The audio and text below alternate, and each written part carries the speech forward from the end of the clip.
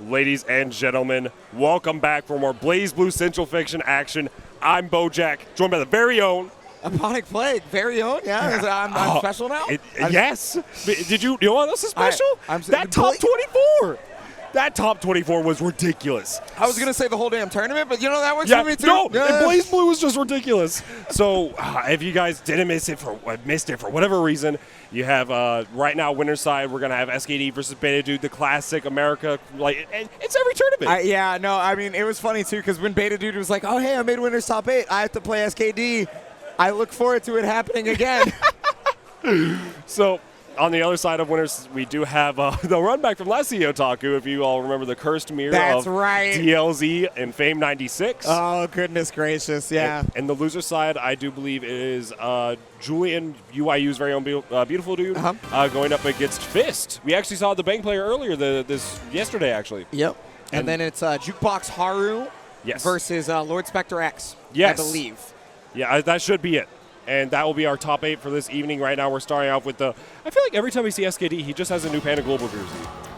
They definitely come out with new jerseys quite often, to be honest with you. Yes. And a lot of them look really sick, I'm not going to lie. It's whenever they had the classic look, like with the green, I was like, all right, you're fresh. Like, that's great. And then it was like, okay, now we got the red one. All right, that's cool. The blue. Now we're white. Now we got everything. I remember when the big joke was like they could never release the blue one, you know what it is? And now here we are. They not only released the blue one, now they got the inverse. Yeah. So that is exciting to see. Now Betadood, I've talked with Betadood many a time, and every time he's like, yeah, whenever I think about wearing an esports jersey, I just think, man, I can't really wear my jacket. So now he's rocking his jacket, the Dead Spike boys. Betadood versus SKD. Here we go, yeah. Running it again. SKD's always going to make sure he gets this song being played every single time. But wow, the 5B actually catching the very end of that. Overdriving, yeah. He recognized that he wouldn't be able to contest there, so he just goes out. And that's, even though Isayo did get hit in that situation, SKD did gain a lot of stocks to work with. Yeah, a little over half. Betadood's got the throw in the corner. He's got a grip of damage on SKD to start out. It's a really good start, and he's just got to roll with it. It's only about 2 more mix-up depending on the hit. Oh, yeah, there we go. Yeah, not bearing out the 60, so you're going to have to hold this pressure. Nice instant blocks. And the throw again. That should do it right there for the first game on a round on a perfect. Yeah, that's not even like a Ragnar perfect. That's like an actual perfect. Yeah, no, actually it was, because he didn't get hit. He got hit at the very start. I thought he actually didn't get hit. Yeah, it was the round start. That was it.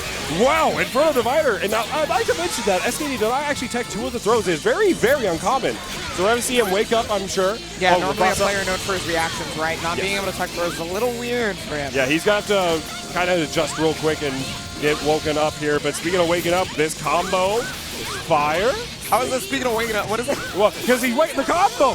It's good. All right, okay. I'm just going to let you rock, Bojack. Yeah, just like you let the Disc rock and now going into that 2A. Oh, nice conversion from his own 2A. Not going to spend any burst on this. Oh, but he actually ends up dropping it, so he can get some health back.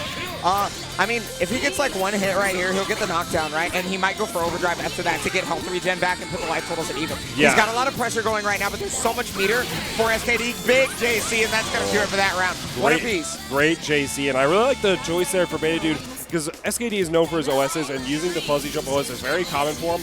So trying to call it out there with that, Speaking of call outs right there, he walked back, then came back forward at the 5B. Excellent there from Betadood. Overdrive to start. He's blocking, but he's going to get a lot of stocks for this. Oh yeah, nice super jump out, and then just using the drive to control the screen and get full stocks. Party time. Well, it could be as long as Betadood doesn't keep too much pressure on him. SKD is somebody who is very, very content with instant blocking as much as possible, right? Yes. Oh, and I love the stagger 2A. Oh, he got a big hit here, Betadood. That was a great use of Gauntlet Hades. A lot of these openings you're not really going to see too often, but now we're going to see what this stagger 2A could do. Yeah, trying to call him out again for that throw. That's the best part about Ragnar. His mix-up is just stagger 2A. Yeah, and Betadood is a master of it, but the contest! Oh my God! That's gonna do it right there. Excellent from Betadood. Wow. So unfortunately, the crush trigger missed for SKD, but Betadood reacted beautifully, right? He got 1 hit, immediately canceled into overdrive so that the burst was not available for SKD, and he was able to close out the game. Yes, that was a great use of the wrap-up. I'm actually kind of surprised with the crush trigger. I feel like that was probably just a messed up fuzzy jump, but Could have been, yeah. That happens to me all the time personally. Absolutely. So. That's caught me by pools, but we'll see now. Now, using this throw, let's see what's going to happen. Gets the falling. It's always the mix-up. Combo doesn't matter. Okay, overdrive on wake up. Yeah, absolutely. So his overdrive has been getting him a lot of stocks, but I'm not really sure if it's been getting him out a lot of the time. No, he hasn't got out of any situation yet, but he's able to get his party started here using that JA instant overhead. EA to get the active flow going. He's got a lot of stocks, right? So and look at those instant blocks. Look how much meter he built just from that. There's the instant overhead. It's not a grip of damage, but it's still good, right? Because you get the knockdown. Yeah, and all that with additional damage from active flow out of it now, but able to get a lot of his overdrive meter back. And now we're going to see the knockdown, and what's the mix? Yeah, just going for the hover JC. Rapid, that's plus a million. Yeah. But Betadood finding his way out. He's starting his own pressure right now. Obviously, he has RC. He was trying to get SKD to TRM, but the thing is SKD will willingly reaction tech everything. Yeah, absolutely. And then you even saw right there, he's able to react to the dead spike pressure, jumping out, getting the confront for the corner. He didn't have any stocks left. That's so unfortunate. Oh, and then the fireball hitting. Speaking of unfortunate. He got counter hit, so I'm not sure what he was doing, but it happened. I feel like he may have, again, kind of like you mentioned a little bit earlier, with like messed up a barrier input. Possibly. So not trying to get chipped down, right? Yeah, absolutely not. Now we got these 4 stocks on 6, 8. Oh, man. Who do we appreciate? Izayoi? No, I definitely don't. But okay, nice jump out. SKD running pressure game very, very well, right? He's controlling a lot of Betadood up until that one point. The second Betadood got away, he was able to start his game. Now he's got the knockdown pressure. What is it? Dead spike. Okay, but he catches the backdash. And that's so good. A lot of Izayoi's hover backdash is just one of the best in the game in terms of like getting you out of a lot of pressure. Betadood recognizing that, using the delay 2A to catch him out. Very smart play. Okay, there's the tech on the throw. Remember, SKD very willing to reaction tech. Yeah, nice use of the rapid. Again, using these plus frames. Drop the combo, though. Oh, the 6C was supposed to be an Inferno Divider, and SKD was actually baiting Inferno Divider specifically. But that, whether it be a misinput or just the knowledge. All right. Oh, he got him again. Nice kill. Without issue. 1 for 1. And now he's actually on set point. Yes. Not just 1-1. Betadood is on set point right now. And that's, let's see what can happen with this Rebel 3. Gets this pressure. Counter hit JD in the confirmation from Betadood. Yeah, JD counter hit has a lot of hit stun. It's a pretty easy confirm right there. And Betadood taking it all the way to the bank. He's trying to catch Izui, but beautiful movement by SKD, keeping himself so high up. Yeah, using his movement to kind of get this started. And now we're going to see what the mix-up situation is. Double overhead into the jab. A lot of pressure. Oh, and yeah, gets caught out, but not enough hit stun from that starter. Oh, wow, JA catches him. Yeah, he's out of stock, though. What a counter hit. No full conversion because he's really far away. It's kind of difficult. Yeah, absolutely. 2C recovers the time now. Going to get the counter hit there and opened up by the other overhead. Betadood's got his burst back. Oh, it was too early. Normally, that's a burst point that a lot of people like to take, but he wanted to burst earlier so that SKD wouldn't RC it. Right, on the ground. Because usually in that situation, you're going to get the ending with RC and like on the ground. And if SKD does RC it, it's going to be burst safe. But now it ends up being 1-1. Let's see. Oh, and the mid opens SKD up with that 5B. Now we're going to see what probably is the caught pressure. him during jump startup, you know, because there was no exclamation points. Obviously, it's not a counter hit. Yeah, it was definitely trying to up back out of it, but gets caught here again. Caught with his up back from that delayed 5C. And gets the gonna get stocks here, trying to steal the corner right back. There's the instant block. Oh, JC! Wow, great counter hit. Able to get it, and the no tech gonna be able to get full stocks. It's so scary to not tech versus Izui, but at the same time you have to show it's a possibility. And you have to show Inferno Divider is a possibility, and that you're also gonna take somebody's DP down. There we go. Oh yeah, using the burst, just doesn't want to lose this round. Recognizing that SKD does have like a lot of opportunity here to get started, but we'll see if he's going to get that chance. JA, the classic. I like the decision here because he's going to be able to get full conversion with Nightmare Edge. Divided by Darkness, get that health back. Also getting Izui very, very low. And yeah, so now Betadood with his huge life lead gets countered with his Subi though. Now we see SKD 6 stocks. That's kind of the point that you're usually going to activate. Oh, gets hit with the JA. Going to open up, and now we're going to see the corner is going to be here. Okay, here's the knockdown, but he's got a lot of meter though. Ooh, impressive roll forward. Knowing the exact situation. The JP. The toe tap. Okay, Using a lot of barrier, right? Because he's going to be either chipped or he's air unblockable if he doesn't use that barrier. He's got to use that as much as possible. Yeah, and with smelling blood. And Ragna's, drive moves are going to be able to do a lot of chip damage, so he's risking a lot. But speaking of risky, he's only got 10 seconds pretty much to make this transition. There's the JC, Betadood back on set point. Yeah, it was a risky decision, but the thing is, he knew he had enough time that he could make something happen if he was able to fight the right avenue, right? Exactly. He had to make that choice quick, but now Betadood's quick to get this set point, counter out this 5B. Got too far for the follow-up, and now just going for the hit here. Yeah, there we go, throw. Going to be able to get knocked down here, thanks to the blood sight. And now we're going to see getting the knockdown with the blue edge. Overdrive on wake up? No, not this time. Probably looking for it right there, yep. I think he was looking for a bigger button from Betadood, but he was able to fall down thanks to the stance change. He got a lot of stocks from that, and he's going to be able to get knockdown pressure here. Safe jump. Oh, the stance cancel 5B. That's really difficult to do right there, but Inferno Divider. Going to get a bunch of health back here, but he's also got the knockdown directly in front of his face. Yeah, exactly, and that's the biggest part. Able to jail him in the air. Great pressure coming out for Betadood. But it's a very smart presence of mind from SKD to barrier block right there. He noticed he was getting jailed, and now look, it led him to this because he did not get air unblockable. He got the throw. He's putting Betadood in the corner, but Betadood fighting his way back out. And both players do have burst. I don't know if Betadood is going to spin it here, and he won't even get the chance. SKD cashing out this round, making sure that he's going to be eating up the scoreboard. There it is. 4.6K. He had teleport secondary for Riser as well after that if that didn't kill.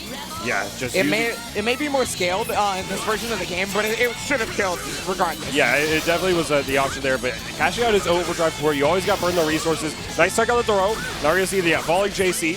Yeah, JC, one of the best buttons, and easy way back to him, but the slash actually missed, giving Betadood another chance to put him in the corner. And here we go, yep, with the knockback here now, all the way in the corner. Dead spike. Yeah, you really want to insta block that dead spike. The problem is when is he actually going to use it, right? That was a great tech from SKD. Gets caught with a falling JC. Unfortunately, he did get hit here, but Betadood taking it all the way to the bank, getting as much damage as possible. He's about to get his overdrive back, however. Yeah, Gotta remember that. So he has to really buy some time here, just going to be able to get the overdrive. Going to use it defensively to kind of get out of whatever pressure Betadood wants to get started. Like right here. And yes, I believe that was a punish. Yes, it was, because the recovery there, using the microdash 2B. Very impressive play for SKD, but no burst if he does get hit. The teleport as well. He's got a lot of bar. There's the overdrive to be able to see the mix-up, but you can't see every mix-up. Yeah, he got caught hurt there. I believe he was trying to do a Inferno Divider, but got mixed up on the other side. Impressive movement for SKD. And now we're going to see both players pretty much at even like those. It's on the other side, though. He tried to backdash to bait the TP, but nothing comes out. He's about to get his overdrive back, SKD again. He's got a lot of bar, and he's got just about half of his stocks. He's kind of controlling just the movement, but Betadood has the life lead. Absolutely, and you can see the difference of using your burst versus using your overdrive in defensive situations. Now we're going to see SKD does have this burst potentially. He has the burst. Yeah. Oh, and here we go. So now next hit will kill for SKD, but probably the same for Betadood if it's the right hit. Or into a mix-up situation. Oh, the Inferno Divider! Betadood takes down SKD! What an Inferno Divider decision right there. That was actually incredible. Oh my God. I've never seen Betadood take the set. I'm not 100% sure if he's beaten SKD yet. He has now. That was such great play from both players. Betadood just being able to close that out and going on to the winners finals, guaranteed top 3. But now we're going to have the other side of winners, the curse set from last year. Oh, man. DLZ versus Fame 96. I mean, this is honestly going to be the people's set. The people's set. The people want to see the set. Now, they both play Susanoo. Now that's the thing, because I was sitting in the front row talking with them, and DLZ came up like, hey, we're gonna have this set, and are you excited for the Susanoo mirror? And Fame just goes, Yuki Terumi. Yuki Terumi. So we're probably gonna see the Yuki come out like Terumi. It's I don't know how that matchup is for Susanoo, but I know. It's a funny thing, because if you think about the Susanoo mirror, Susanoo does not have a lot of strong options or strong tools to deal with Susanoo. Yeah, defensive options aren't really there unless he unlocks them, right? So the thing is Susanoo, has slow buttons in a lot of places. So if you block a 6B, yeah, sure, you can try to do your IV barrier as much as possible, but you're probably going back to neutral rather than taking your turn because of your slow buttons or your bad movement, right? Yeah, and speaking of slow buttons, the slow anti-air from Susanoo, the 2C, a lot of time if used in the same situations, they're going to be, like Susanoo will be able to instant air dash JC and then land before the 2C actually hits. So it's a lot of these little nuanced situations that Finn JP, Fame96 just said, no, sir. Who is Finn JP? We're going to find out after this set. Who is Finn JP? No, but for real, though. Let's see. Must die. Yeah, we did it. Yeah, here we go. Even though there's not 2 Susanoos on the screen, we have the song of the people. Wait, but there's 2 Teramis on screen. Now we're going to get mirror match regardless. Where'd he go? Yeah. I don't know the lore. I mean, I do. I can tell you everything. Please don't. All right, so it all started with Fame96 versus DLC. Yeah. Here we go, first game. All started with this round start. You getting the first unlock level 2 tag. Oh, what a 6A reaction right there. You know, Fame, he has always been known for his incredibly strong reactions, right? BB tag, BBCF, all of it.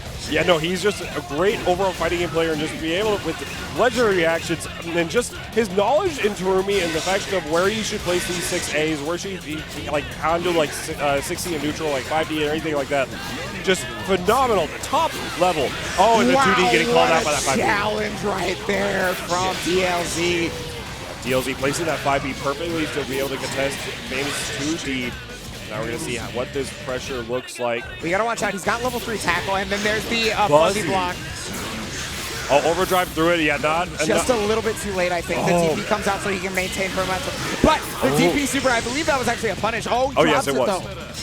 Now we're going to see, yeah, it was fast enough. Nice blocks. I know my own character, homie. Very important. There was the burst coming out from TLZ, though. He wants to keep Fame in this corner if at all possible, right? Yeah, he wants to keep this pressure going. Yeah, you can even see he's willing to give it to the corner if it beats he isn't going to be contested with 2D. You know, you said that 2C is slow as an anti-air, but the thing is that 2C is so good in terms of head and vulnerability. It has, it just is such an amazing anti-air despite its speed. Yeah, absolutely. And now we see there with the rapid there. Great play from DLZ, taking the first round of this set. Yeah, I mean, there's no reason not to rapid there, right? If he barriers it, you continue your pressure. Yes. If you get to hit, you win. Like, ooh, but the Fame96 with the 6A. 6A counter hit, gonna get the full conversion here. Nice pickup. Okay, trying to catch a roll there, but no dice from DLZ. Oh, got the counter hit, no full conversion because of the corner pushback. Just a little bit too much. Here we go now. 6C pressure. Yeah, he loves to do it 60 into the rapid cancel. You can do it on the third hit and just get pressure going, or you can even cancel it a little earlier and get like a throw mix up. And the best part about that too is because if he's RCing it, he's tearing me, right? So, oh, what a block from DLZ, and he caught his backdash with the 5B, enough active frames to actually catch it. Oh wow, yeah, the meaty 6B, that's hella plus. All right, yeah, nice. Oh, the stagger 2A contesting. All right, yeah, the counter is sold out. Don't want to hold anything. Sword to contest any forward movement. I really like the decision for DLZ. Yeah, I mean, if a counter hit, he gets a gigantic combo off that, right? Tons of damage. Yeah, absolutely. Yeah, we mentioned there's a second hit into the low or the overhead, or even throw. He has so many options. Yeah, we're after the 2D. You don't want to be that negative. I mean, DLZ does have his overdrive, so a single hit could mean a lot, but that is a big hit for Fame96. Yeah, I don't know if DLZ is going to look to burst this. No, absolutely I highly doubt it. Yeah, you just got to take the round, go in with the burst advantage. Yeah, Fame only look at more of his overdrive clock. Yeah, 40%. Like, it's going to take him, unless he gets active flow almost immediately, it's going to take forever for him to get that back, right? And DLZ, if he gets 25 meter, he can do the overdrive combo that Susanoo has that unlocks a ton of his stuff. Yes, absolutely.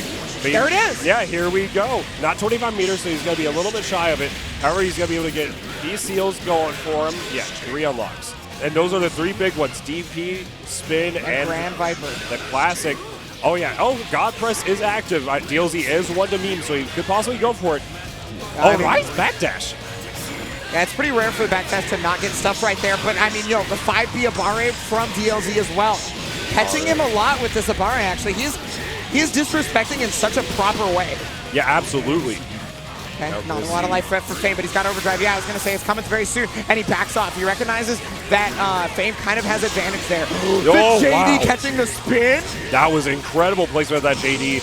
Oh, and the conversion.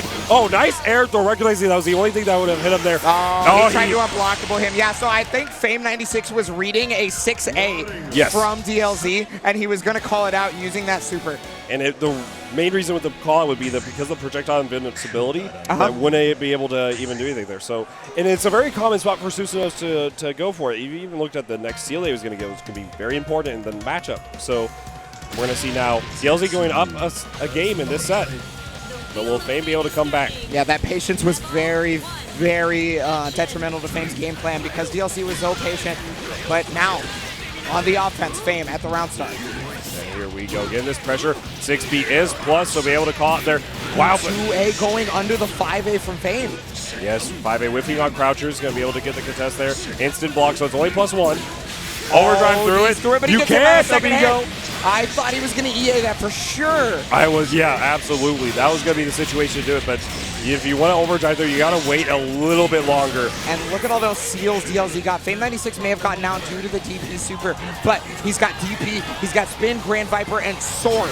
Yeah, and those are huge. And speaking of huge, this opening is going to be great now. Yeah, recognizing the wall bounce. Great screen recognition for Fame. Yeah. Oh, the DP comes out. Yeah, 60 fatal burst. Punish. Of course he's going to burst. Excuse me. Yeah, you got to burst that. Now using the counter assault. DLZ using a lot of his resources now to just get this neutral situation back on track. I mean, sometimes that's just the nature of Susanoo. He just kind of has to do that sometimes. Oh, yeah, absolutely. Oh, there's the overhead, and he gets caught running, and there's the super. Good damage. Great, great. Not only is that great as just a combo, just to close out the round, it's also the situation where the overhead doesn't connect. It's a mix-up because of the different inputs for it. You just can't tell between the high and low. Yes. So now we're going to see what DLZ thinks of that. Gets the counter hit here, then just burst. I like the decision to burst there just because of the fact that you're able to kind of control this round, but the counter hit may say otherwise. Yeah, he's going to get a ton of damage here. The corner carry right and a couple of seals. Yeah, he's going to level up Sonic Spin, so that means he gets the pillar now. Oh, yeah, you're going to use that RC. He did a little early, so he's able to go for the 2A. Not a low, but just using the 2A to get the stagger pressure. You can actually cancel it later to get the mix-up. But speaking of the mix-up, gets open with the low. That 3C. That 3C, man. Going to do a ton of damage. He's not dead just yet, but it's so close. Yeah, this looks like if Fame may be able to come back from this, it's going to be a Cinderella story. Yeah, I think he's... Oh, that's punishable. Yeah, he did build enough meter to go for the RC. Misgauged how much meter he would gain. Fame taking the quarterback as well. Yep, trying to go for the overhead right there. Oh, got one of them. Yep. Full conversion off of this. He's going to steal a ton of meter here. Yeah, absolutely. He's going to make sure to use different drive moves. Yeah, he basically has all the meter he had at the start. After those 5Ds especially. Jump cancel. Oh, there's the 2C. I'm really surprised that Fame actually went in off of the overdrive right there. I guess maybe he was expecting an EA, maybe something like that. But anyway, DLZ was ready for the jump cancel, ready for him to come back in.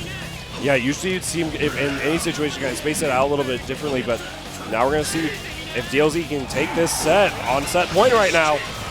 Tackle of yeah, -4. that's level 1 tackle, so it is minus. Yeah, and she's using it back to get out of it. Using this crush trigger, 25 meter. Gonna hit them seals, right? That was a nice confirm. Then able to get all 4 unlocks. All right, now we're going to see he's probably going to look for sword. Yep. Good block on the fuzzy right there. But, I mean, DLZ doesn't care if you block that fuzzy because he got the sword, like you were saying. Now we're going to see what seal is he going for. Now he's going to look to try to get this drive in there to get the unlock, I assume. He is so patient right now. He is literally just sitting here. I'm really surprised the overdrive comes out there. Yes. To beat that, he's going to get a full conversion off this and a grip of that meter back, right? Oh, wow. Oh, unfortunate drop there for Fame, and he's going to get bodied by DLZ's DP. That actually happened to him in the other side of top 24. But now we're going to see what's going to happen. That should be a kill. Here's Sonic Spin there. Yep. It is a DLZ making it to winners finals versus Betadood. Oh, yeah, so that's that. Not even recognizing that they took it. DLZ is going to be moving. And everybody rooting for him. I already see the memes are on his side. He has how the are stick. A bunch of Americans rooting against the American? Yeah, like actually, what? it's the other camera, homie. Anyways, so now we're gonna see. So yeah, that's our winners finals: DLZ versus Betadood. Yeah, so Ragna versus Susanoo. And Betadood has a lot of experience coming from Fame. So we're gonna see how DLZ can kind of change it up and kind of show what he's willing to do. There are differences in the playstyles of Fame and DLZ, though. We saw that at CEOTAKU last year, right? So, I mean, it's not exactly like everything that Fame brings to the table will prepare him for DLZ. Absolutely. And that's happened a lot, not only in, like, just in fighting games in general, where you can know a lot of the matchup, like, oh, you know, there's a -4, and, you know, usually they go for this. But between, like, in a lot of these fighters, you're able just to kind of add your own personality to it and kind of get these different situations that can cause, like, players like DLZ and Fame to have same character, a lot of similar structure, but then just totally different reward on hit or totally different just, like, mix-up opportunities, just tons of it. But, So that's going to make DLZ move on. And up next, we're going to see JukeBoxHaru versus LordSpectrex, also from Britain. Yes, so 2 British players did make it into this top 8. DLZ on the winner's side, LordSpectre on the loser's side. He actually had to play a Izanami Mirror and then had to beat Chaotic Games to get here. So yeah, he played the Izanami Mirror versus Zombie from PNW, actually. Yes, so it was a very good set between those, and we're going to see it. But Haru as well had to get through 13 blades to get here. Yeah, playing Kagura the whole way through, obviously. I mean, it's Haru, right? So, is Kagura good in CF too? Most of the characters are good enough. Like, absolutely. There's your answer. Now we're going to see. So I'm curious. So Kagura versus Izanami. It sucks. I'm just going to tell you right now. It's very bad. bad. It's not a fun matchup. But how will Haru be able to overcome it using this practice from Zombie, using just all of his experience? Will he be able to overcome the invasion from overseas? LordSpectre, JukeBoxHaru. Yeah, I mean, if you're a Kagura player, you're absolutely no stranger to bad matchups, right? I mean, the character just has such a bevy of them that it's just like that. So you're ready to go. You know what you need to do. But one thing that I remember from JukeBoxHaru's match to make the top 8 is there was a couple of very sloppy drops. And I don't think he's going to be allowed those in this set. Absolutely not. He's going to be on point in all this. Yeah, he definitely was not looking super hot, but he even recognized that and went over to one of the setups and kind of just getting warmed up. Now we see what will be able to happen. However, LordSpectrex starting off emphatically, you know, doing the Izanami stuff pretty much. There it is, the low. Instant load. That's just straight 50-50. You got to block there, and now going to be able to run it back. Yeah, going to get a real good knockdown here, right back into the ribcage. Okay, here it is. It's all high this time into the command throw. My goodness. Yeah, LordSpectrex just bringing it out. He wants to finish this quick. Yeah, that was actually ridiculous how well he controlled that movement to get that mix-up. Last one.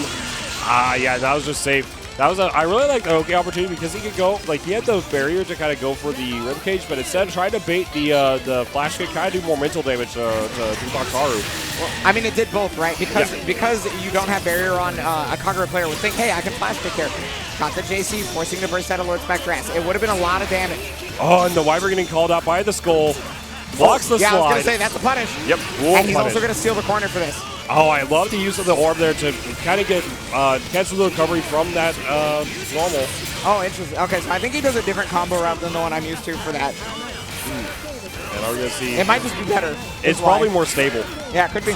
There's the B Fafner. Yes, very good use of the oh, 6C, that's air unblockable, buddy. You got a barrier. That is tons of damage. 3 hits, 2.5K. Now we're going to see if this is going to be able to 1-1 right now. Who will take this first in this 2 out of 3 set? Yeah, there's Shadow Dragon right there. So he's, he wanted to be able to cancel the proper direction, but unfortunately he didn't get it. He is, however, going to get this JC counter hit combo right into the corner, so it's okay damage. Yeah, able to get this side swap here, and yeah, gets the knockdown. C flash kick, 4.2. He's safe there. Oh yeah. Nice the overhead. Oh my goodness, getting the side swap, using his own bits into the overhead. LordSpectrex fighting right back. This is where he needs to be, right? He needs to set up this ribcage knockdown. Oh. Baits, dive. Well, yeah, you have to burst that. He wants to be able to close out this round running full screen. I like that he baited the C flash kick because what he did there is he negated the ability to RC and get out of the corner for free by doing so. Oh, and another flash kick in the same spot. Oh, he's able to get the pickup and went for the reset. That's the kill, yeah. We forced the burst there. Haru was very close on taking that first game. Oh, that's an input error. He was trying to put her in danger state, but then he ended up getting it. I cannot believe she kept the ribcage that long despite the number of hits on the flash kick. Yeah, it looked like he may have wanted to get a little bit more hits on the flash kick, but out of sheer fear, and whenever a little lady like that is holding a giant fireball, you don't want to mess with that. Well, he was trying to break the ribcage. So, like, he was like, oh, you're so close to danger state. This is going to win me the round, but she just kept barrier for a little bit longer than expected. Yeah, and just able to get it, though. That has hidden vulnerability, by the way, if you're not aware. I never knew that. Yeah. Wow, that's actually really good. Yeah, I've got a Kagura as a training partner, so. Yeah, and he has the knowledge to use that situation. Early burst. Now we're going to see, yeah, just has to block it. Showing a lot of respect right now. I really like the way he's using the orb to kind of prevent Izanami from going into the drive mode in the ground area. Yeah, oh yeah, Shadow Dragon right there. He's only going to get 2.7, but the thing is that's good, right? Because Izanami does not have a ton of health in comparison to Kagura. Oh, but the super on wake up kit. Your corner. Yeah, he's trying to say, you know, I've been doing the C-Flash all this time. I've got my own reverse. Yeah, that was a really lucky hitbox, and that's a kill, yep. The optimization and recognition, JukeBoxHaru. JukeBoxHaru is on set point right now. Yes, actually. Yeah. The score is currently incorrect. Yeah, JukeBoxHaru is on set point. Yes, it is currently 1-0 JukeBoxHaru. Getting the set point, and now we're going to get the corner here for Lord_Spectre. Throw! Okay, throws him out of it. Ribcage. Everybody says, you know, ribcage. I can't press buttons on all that. You just got to throw them. Overhead, this is huge, by the way. This is gigantic. Check this out. Yeah, he's gonna have to burst this. There's. He drops it, but yeah, the combo. That would have been a ton of damage. Yeah, that was actually, and that even still with the drop there, 3.6K. Oh, here we go now. You gotta recognize the difference between these two. Haru's next hit will kill, but will even get the chance. The set play will be coming up here very shortly after the route. LordSpectre is realizing that, hey, he could possibly lose the set right here because it is 1-0 for JukeBox. So one of the things that he's doing is he's pulling out all the stops he possibly can. Yeah, it catches the faster. No way! And the burst, he wants to close out right here. Barrier. Right now. He presses buttons on the way down. Excellent from LordSpectre. So he's going to get his burst back, and now he is still surviving. Set point, but LordSpectre is still showing up. Now we're going to see Lowler's going to be happening. Rebel 3 action. Okay, yeah, so right here, a lot more aggressive start for JukeBoxHaru. He's got the corner knockdown right now. All right, now we're going to see what a backdash. The counter hit, though. Now we're going to see. Pick drop, possibly anyway. Might not be B Fafner. He doesn't have burst. He's going to take a grip of damage for this. He's not going to kill, but it's still going to be weird. All right, yeah, it was a little bit awkward situation, but now counter hit didn't get the confirm from it. And that, using the bits to make sure that he was not going to get the punish there. Stayed grounded. And there's the front side dragon, and that's going to do it. JukeBoxHaru taking down LordSpectrex, and too many people popping off for him, honestly. Yeah, it's kind of crazy, but he did overcome. Very difficult matchup with some fantastic play, great recognition. LordSpectre going out in 7th place, but fantastic showing from him. And we will see what's going to happen with JukeBoxHaru moving on. Yeah, so normally, it would be like, a lot of people would probably mention, hey, hardly anybody plays Kagura. I don't know the matchup, like, whatever. But honestly, regardless of, like, how well LordSpectrex may have known the matchup, I feel like JukeBoxHaru just played around what Izanami does very well. You were talking about how he used the fireball to kind of negate any sort of slide plus bits, right? Because if she slid, she was just going to get just meet the wall, right? So, and not only that, it also prevented LordSpectre from kind of, you see a lot of Izanamis kind of just sit on the ground in this drive mode, using the bits to kind of control and then go in. So you had to see Spectre kind of taking this high ground, using the air game, which leaves them open for the B, like you mentioned, B Fafner, C Fafner. 6C, air unblockables, all that stuff. And we saw a few of those. Those were ridiculous. And all of that, it's not only is it air unblockable because of the fact that you have to bury it. Yeah, but she also can't just block while she has while she's in Exodus. So. Exactly. So it's like double unblockable. So now we're going to see. Obviously, that means it does more damage, right? And with that fatal counter we saw, it did. But yeah, I mean, he did drop that, but I'm going to tell you right now, that was definitely 5K, maybe 6 if he used a super. Yeah, and it was a situation where you knew he was going to burst, but fantastic set. Glad to see Haru moving on, and LordSpectre still taking that 7th place. Fantastic showing from him. But speaking of fantastic showing, we have 2 players up here with their first ever CEOTAKU top 8s. Is it Julian's first ever? Yes. Okay. Whenever he actually beat Milk Kaicho to get here, he came over and said, I'm getting so emotional, and this is my first one ever. He's like, I finally did it. And now we're going to see if he's going to be able to move on against Fist. Yeah, so on one side, UIU's Beautifuldude. You talked about how it's his first top 8. Now, Fist of Sagittarius, Fist, yes. Bang player, also his first top 8. But You know, a lot of people were expecting maybe a different Bang player to be in top 8 here. Greek ascended us, but no. Fist showing his own unique brand of Bang, his take on the character, and how strong of a player he is because of it. Yes, he's so, like, he's definitely shown, I think it's a huge upset that he's here, honestly, because you've seen a lot of the time where you kind of use like the very unorthodox like nails for neutral and everything. Yeah. But and it's worked out because he not only managed to beat DGF, he beat Kira Queen and Grover to get here. Huge win over Grover. Like that's gigantic. Yes, and I actually not entirely sure if Julian, because I remember both these two were at Texas Showdown, and I don't recall who prevented Fist from getting top 8 there. I remember he got 9th, but I don't remember if it was Greek or if it was Beautifuldude. I'd have to check the brackets again, unfortunately. I do recall them playing, and now we're going to see who's going to be moving on or who's going to be sent home here. Loser's side, losers round 4. Beautifuldude, UYU sponsored versus Fist of the Sagittarius, going by Fist this tournament. Yeah, you know, I mean, Fist playing a character with some of the highest movement properties in the game. Not the highest, but close, right? Yes. So, but however, Beautifuldude has a character that controls people very, very well. Yeah, forces them to move in certain ways, right? Once he gets that knockdown situation, you know, you're holding the schmicks. It's all like the wife is going to control a lot of these, but getting that J2C opening and now just capitalizing on it. Oh, the 2C getting called out by the nails. Yeah, I do like the pressure right now. However, oh wow, using the burst to be able to. What? Whoa. He was on that side? I was not expecting another was Beautifuldude. A burst of his own, so now it's even tied up. Yeah, Fist takes this round, it's huge. There. Oh, it's overhead. So now Fist does not have burst, obviously, so here's Beautifuldude's chance. He wakes up with 5A, though, because of the missed meaty. Yeah, the missed meaty, the delay, like waiting for the delay and then using that 5A missed. Usually you see the 5A into the I believe 5 or 60 from the doll, but didn't work out, and now Fist taking game 1, or round 1 rather, of this 2 out of 3. Same BB tag, bro. We got rounds here. Actually, there's the D nails to be able to get in him. You were talking about it earlier, right? Unorthodox use of the nails.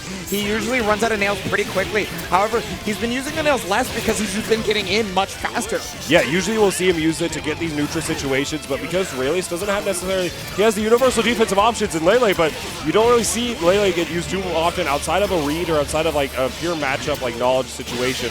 Oh, 6D getting bodied by the overhead plus doll. Now the throw. He's going to use this to recover the doll health. You got to get his wifey nice and safe. Yeah, exactly. You got to snap her out of there. Now we're going to take care of the girl. Oh, didn't. Oh, actually, he knew that the 60 was there, but didn't know which side he was on. In reverse, didn't get the barrier input. Air blockable. Get called out with the J nails. Combos off the D nails. Nice.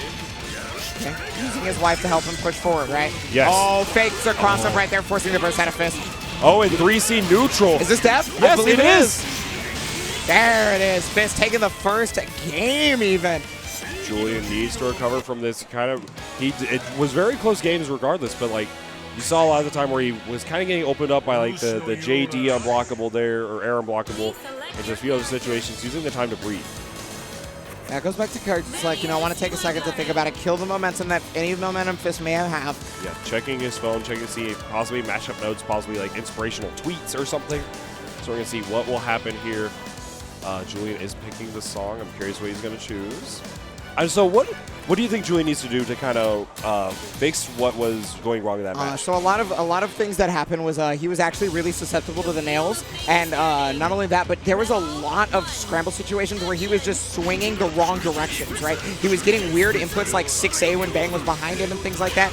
Oh, the call out on Lele! So the 6A actually made the doll whiff as well, I think, because he moved slightly forward. He gets the throw here, 2B pickup.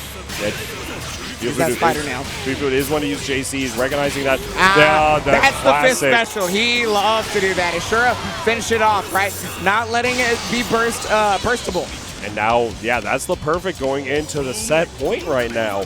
This is insane. We're seeing great use of these nails. A lot of people, you know, with using the poison nail for neutral, B nail for bomb, and just kind of using the bumpers. And Fist says, nah, I'm going to use the D nail, use a lot of my resources, and get these openings like we're seeing right now. Yeah, and see, that's where the power of the D nails are, where we're talking about. It's just the fact that he's getting opened up by those a lot. There's the 6A. He gets it by 5C as well. And another thing that I've noticed a lot with Fist play, for better or worse, has been that he drops a lot of his combos in favor of resets, which works a lot. It worked a ton in this set and kind of made more bang for his buck in terms of openings. But however, it's kind of risk reward, and he's so good at balancing out the risk reward. He wanted 2C, but he got 3C. So a lot of the time when you're worried about like messing up the input for a C or a grounded C normal, yikes, that might do it. Yeah, that should be the kill, and there it is. Fist with a very quick match in this top 8. Moving on, Julian. That was definitely the fastest one. Yeah, that was very fast. But Julian going out in 7th. Fantastic showing nonetheless. Top 8 at CEOTAKU 2019 is not something that you can scoff at and say, oh, that was a free match or anything. No, he had to work hard to get there. He had to beat Grover first just to get there. Yeah, like, Fist now had he's beating Beautifuldude. Yeah, Fist is making huge upsets this tournament. I mean, Julian had to get through Milkaicho, one of his demons, honestly. Had to get through me. I had to plug that in there just to let the people know. But now we're going to see, moving into further in the bracket, the first match of losers round 5. Yeah, looks to be Haru versus Fame. Yes, Fame 96, Haru. I'm curious which character Fame is going to use this time. I think Susanol probably. I feel like Terami kind of explodes if and has to deal with too many C normals from Kagura in a lot of situations. I guess obviously Terami has the speed. Yes, but I mean, if he runs into the brick wall, he just explodes. So I think I kind of agree. I think you could probably see Susanoo because with Terumi, like you mentioned, he's very mobile, kind of lower damage side, but able to kind of contest in a movement sense. But honestly, Fame's movement with Susanoo is one of the best in the business, and able to kind of navigate around Kagura very well and match him in the damage output. So I wouldn't be surprised to see either or. Also being able to kind of push the 6B to be the plus frames, kind of contest against Flash Kick a little bit better than possibly Terumi can, but we'll see what's going to happen. He's hovering over Terumi right now, so we could see that. That's very true. I mean, it's not impossible. Yeah. Okay. Okay, going for Terumi. It looks like he was thinking about it for a second, actually. Yeah, I'm sure. I don't know what's exactly going to happen here. Getting to drink the water. So let's see. We mentioned the movement. We mentioned the kind of neutral advantage Terumi's going to have, and it's just Kagura's huge normals, kind of being able to contest a lot of situations. I'm curious to see what approach Fame is going to do. He does have a lot of plus frames using the 6B, using the J2D in the close to the ground situation. Yeah, but I mean, you still have to watch out for Fafners, right? The flash kicks that could come out. You can have as many plus frames as you want, but if it's not enough that things become a true guard string, you really have to guess whether or not that the Haru is just going to be crazy enough to Fafner. Yeah, and we saw him use it a good bit against LordSpectre earlier. The wife is going upstairs, and now we're going to see Fame Will 96. she ever come back down? We'll find out. JukeBoxHaru, Fame 96. Rebel 1 action. And backing off. I do understand backing off at round start completely. Ooh. Oh, no reverse beat into the JA after that, unfortunately. Yeah, now we're going to see going for the empty jump low. Fantastic pressure coming out from Haru. The whiff on the 60A. And he already had the meter for it. That's the power of Terami's drive. Yes. So now we see Kagura's drive using that stance, kind of getting all these different variations of these, kind of getting a lot more normals than you would in a normal character. And Terumi's, like you mentioned, getting this extra meter, able to do a lot of distortions, which he has many of. Now we're going to see what is the plan here. Haru on this life lead. Wow. Almost an amazing confirm. He just happened to go onto the side that he was not expecting. Yeah, so I like that JukeBoxHaru is feigning that he's going to Wyvern, right? And then once you're looking like you're actually going to land, he will really Wyvern to get in. He closes the gap that way, or if you're not actually going to land, he makes you believe. Fuzzy block, and the B Fafner kind of coming in. Okay. Fireball. Oh, wow. The throw counter. So he was running forward and got throw counter from that. This should do it. All right, he's got to be able to do a full route here, using all the time on the clock here. This does so much damn damage. And yeah, the funny thing about in the regular version, you just use your own meter and you do tons of damage. But in Overdrive, you say, I'm going to steal your meter too. So the damage actually gets increased because of how much meter Haru had in that situation. And now Rebel 2, Fame going up. Let's see what's going to happen. Oh yeah, using the 3C, kind of contested in the situation where Fame does approach with that 5D, but not biting. There it is. Hit there. One of the better anti-airs at Kagura's disposal right there because of the head invulnerability that it has, and also the combo ability. Yeah, absolutely. Gets the speed of combo ability, getting the opening here. Now we're going to see what the plan is. Yeah, nice block. Ah, oh, the he even teched the throw. Yeah, plus on whip. Exactly. All right, yeah, using the second hit there, Darcy. Oh, he just got the ball. Oh, what a 5A! Are you serious, babe? Come on, dude. His reactions are, like we mentioned time and time again, bar none. The EA, though, you can't react to that. It was a 50-50, right? Am Yeah. I going to EA or am I going to do something else? Absolutely. Okay, Blocks nice the overhead, block. and yes. contest. And what was smart was he used a low there because he was actually going for 60A, the armored one, and Yes. which loses to lows. Yeah, so it was just a fantastic thing. Unreactable. Overdrive. RC, he's going to get that bar back, and he should finish it off right here, my guy. Yeah, he's able, like we mentioned, just using the overdrive version. Didn't have a lot of meter himself, but stealing enough meter there to be able to close it out. Game 1 going to Fame, and the wipe did fall. Yeah, it turns out gravity works. Isaac Dude was on something. He understood some things and some apples. But we'll be, let's see. Will JukeBoxHaru be able to come back from this? He was playing really well, but just a lot of situations where Fame just found these openings, found these very interesting points to say, yeah, I'm going to jab this at purely on reaction. He used this 2B in a great situation and just fantastic confirms. But now it's Haru's time to shine. Will he be able to do it, or will Fame take it 2-0? Nice opening. Well, he actually found a 2B there, fully confirming it as well. And because he's in the corner, he's going to get a little bit extra damage. Here's the safe jump setup. Oh, I wonder if that was OS. Very well could be. No. Anti-air 5A into the 6A. Fantastic opening from the overhead. Never looks like that overhead's going to hit yet, and then it does. Yeah, it actually looks like, it feels like it hits earlier in the animation than it really looks before it even hits, honestly. But we're going to see how it's going to apply here. Counter hit is a frame trap, amigo. Oh, and there it is. 5C immediate rag cancel puts you very, very low to the ground for an overhead that not a lot of people are aware of. Yeah, it honestly gets into a straight 50-50 range, and the DP input to take it. So now Fame on set point. Yeah, I mean, he is looking pretty. His offense is so well structured to the point where JukeBoxHaru does not feel like he can Fafner, but apparently he feels like he can 6B at round start. Yeah, give him the people's need. Captain Falcon. Oh, he wanted 3C right there, but he got 2C instead on accident. All right. Oh, yeah, B Fafner, no punish. Nice tech on the throw, though. B Fafner is almost impossible to punish. It's really difficult. So we're going to see now getting the corner. And Meteor Orb, what's the plan here? Overdrive through 2C. And now Haru right now on a healthy life lead. Oh, caught him low with the surfboard. It's going to put him in the corner. And now we're going to see, well, this could be a perfect, calling out the no tech. There it is, Cadmos for the overhead. Haru with the perfect. Yes, that's impressive to get off a lot of time because it actually is a reverse flash kick input. So he had a buffer the entire time, holding that up back from the 5B. Fantastic play from Haru. But will Fame be able to come back from that? I'll counter hit. Purple throw, we tech those. Oh, wow. Oh, a little bit too shy for the JB. A lot of Kaguras you'll see do that 5A, 5A, and then they'll let people tech out and they'll 6C for the air unblockable, but I think you recognize that Fame knows that that's air unblockable and wouldn't go for the setup. Yeah, absolutely not. Now we're going to see the knockdown here. What will Fame do on this defense? Haru with the pressure, every jump lows. Counter hit trade. Pin that 5A. Yeah, he was really trying to combo off it, but unfortunately that was not the case. The P Fafner's going to hit. Yeah, good barrier right there from Fame. Going to overdrive through. That's a punish. Yes, absolutely. Such a fast input from Fame 96. Going to be able to get as much damage as he actually could get outside of spin, cashing out. But recognizing that Haru did not have a ton of meter. He got the hit. That's big damage. Oh, this is huge opening from Haru. There it is, EA. There it is. Just enough. Final hit right there. Haru. Staying alive. Active flow buff there, getting that extra bit of damage in there and just being able to close out the game. 1-1 right now. Haru versus Fame 96. I'm curious to see what Fame is going to do now after that. He's sticking with the Terumi, actually. I feel like the game plan is very solid, right? It's just one of those things where you have to keep it tight in terms of how you're actually controlling Haru. Because once he got away, he started to really formulate a strategy and find a way to fight him.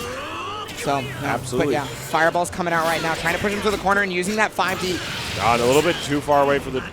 Shadow Dragon. Oh, wow. Okay, so a little tip versus Kagura. If you ever see him doing Dragon, either of them, they both lose to neutral jump. Both of them. So just jump out of it, but we're going to see now. Oh, yeah, overdriving through the 5A. Jump out. Fantastic decision from Haru.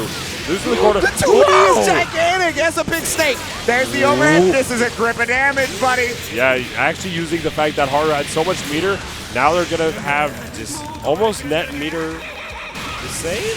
Yeah, 11-0, though. Oh, wow. Emergency tech C Fafner. I like that decision. He got the long opening. That's going to kill if he overdrives, I believe. Oh, he's going to build the meter. He doesn't need to.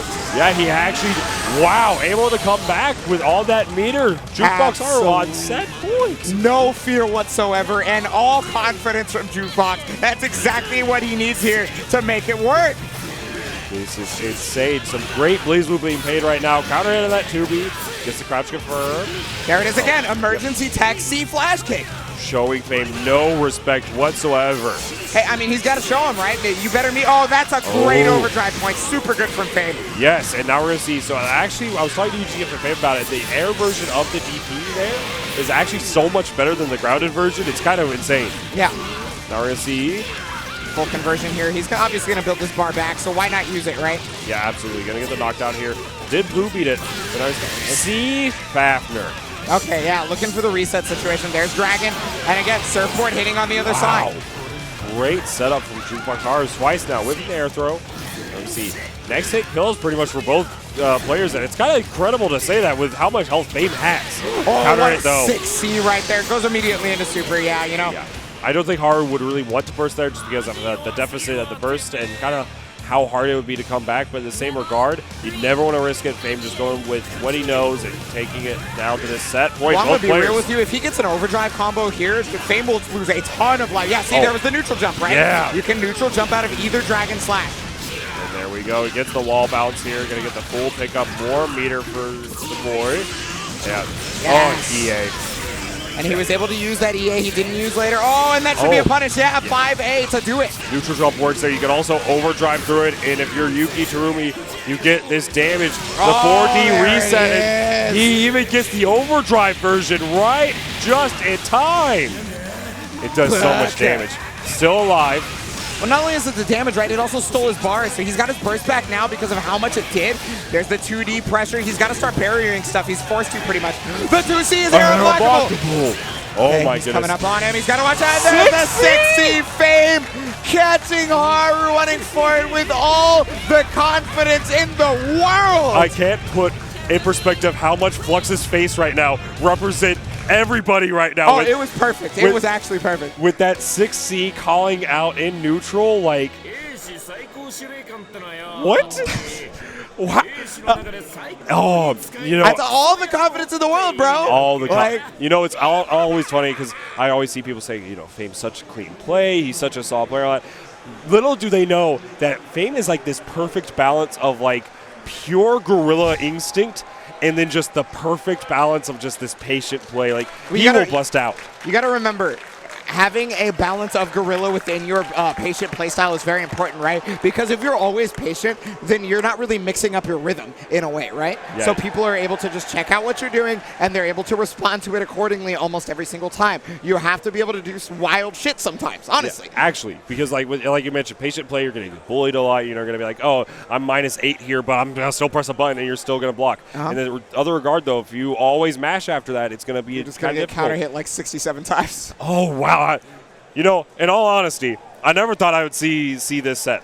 Fist versus SKD. In the losers bracket. Yeah, and losers quarters. Oh, I see. He's putting the baby powder in his hand so that when he pimp slaps him, it's... I'm sorry, I had to say it. He's chalking up a little bit, getting this making sure that hand sweat doesn't cause any misinputs, making sure you can get everything right. So now you see the funny jacket is on. Well, he's got to keep warm, right? I mean, it's yeah. This is maybe the one spot in the entire venue that's not like sweltering heat. Yeah, and a lot of the casual areas you have a lot like it's very hot, whatnot, but right here it's actually kind of chilly. But keeping that jacket on, make sure his inputs are good, make sure he's all warmed up, ready to go against Fist. Now I want to see, we've seen SKD versus Greek, we've seen how he takes that, we've seen a few other bangs here and there, and even Dora. Yeah. How will he be able to contest honestly, what I want to say is the most unique bang I've ever seen? I don't know about unique. I would say definitely a wild bang. Oh, definitely wild. I wouldn't say as wild as like Greek, but definitely just... this dude goes for more resets with command throw than Greek ever does. Yeah, I'm going to be honest with you. How SKD is going to take it. We've seen SKD is a gorilla killer. He's so good at dealing with this wild playstyle, like we mentioned. Seeing an immediate burst. We call that the Arturo burst right there. Sorry to see what the plan here is. Going for these. Oh, yeah, try to call the jump back, but yeah, there we go. I gotta point out, Fist have gotten the hit here, right? But he's only got 2 nails left, and it's only been a few seconds, but he gets the fatal counter there. Wow, here we go. Representing BCCF. All right. Oh, it's he gets the umbrella. It's one nail. Yeah, he actually only gets just that little bit. Even recognizing how long, you know he's used to it. Drive explosion again. This is going to kill. Wow. This taking game one. Well, not game one, round one. Very. You'll get it eventually, Bojack, I swear. I know you will. I believe in you. That is so crazy. Now we're going to see, how will SKD combat that?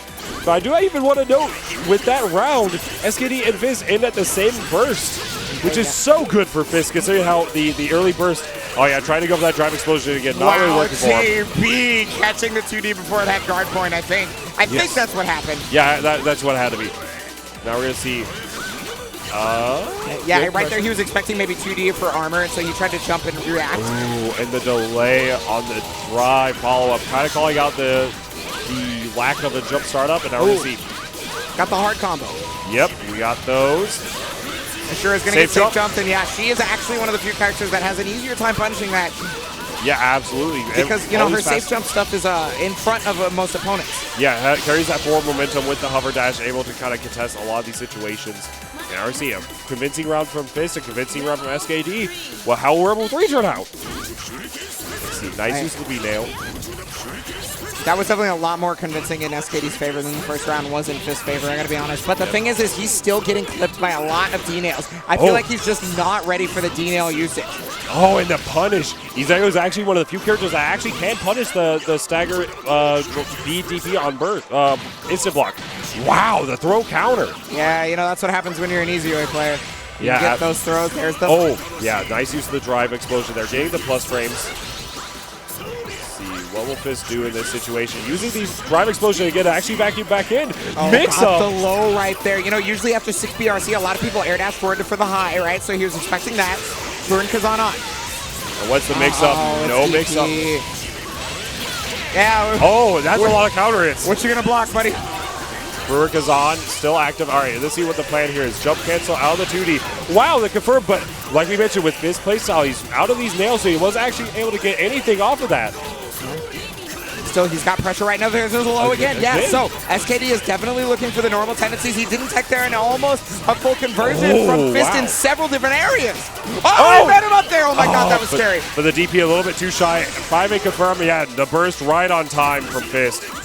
Oh wow, kind of going for these nutty options, but let's see. Overdrive activated, but here's the counter hit. No full conversion, but he does get that, and that's going to be the kill. Asura to take the game. Fist with the first one. Fist taking the game over SKD and loser's side?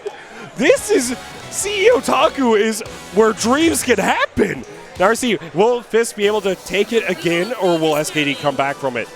Fist 1-0 over SKD. This is insane. Whatever the case may be, I have to commend the fact that Fist has always found his way forward against SKD. He got the reset as well. The classic. Again? Overdrive through it. Oh, he got the punish. Nice. Oh, wow. Not only was he able to overdrive through it, getting the punish there. Very. Didn't go out. And no. Oh, wow. The read for Fist. And there's the drive explosion into 5C gets back dash. However, he uses the nail to be able to get through the 2B, catches the back dash. And Fist is sitting pretty right now. He got a bumper. What a back dash throw from SKD. Counter assault coming out. Yeah, Fist, fan of that. And now 0 nails, but this life deficit is huge. Oh, and the punish. Now we're going to see. Oh, yeah, throw counter. Yeah, caught him out of a drive move, I believe. Yeah, it looked like it. Got the JC. That's big damage. Should be a death unless he decides to burst if he gets it early. Now we're going to see what the here is. Yeah, full riser. Teleport, not enough. And the second one. We got 4. Did you see the combo? Now it's 4-6-6-9. Yeah. 6-9. There we go. Only 200 damage extra, but that's all you need to make it optimal. A nice block. Now we're going to see what the... Oh, wow. Oh, my God. Wow. He was betting the farm on the jump back.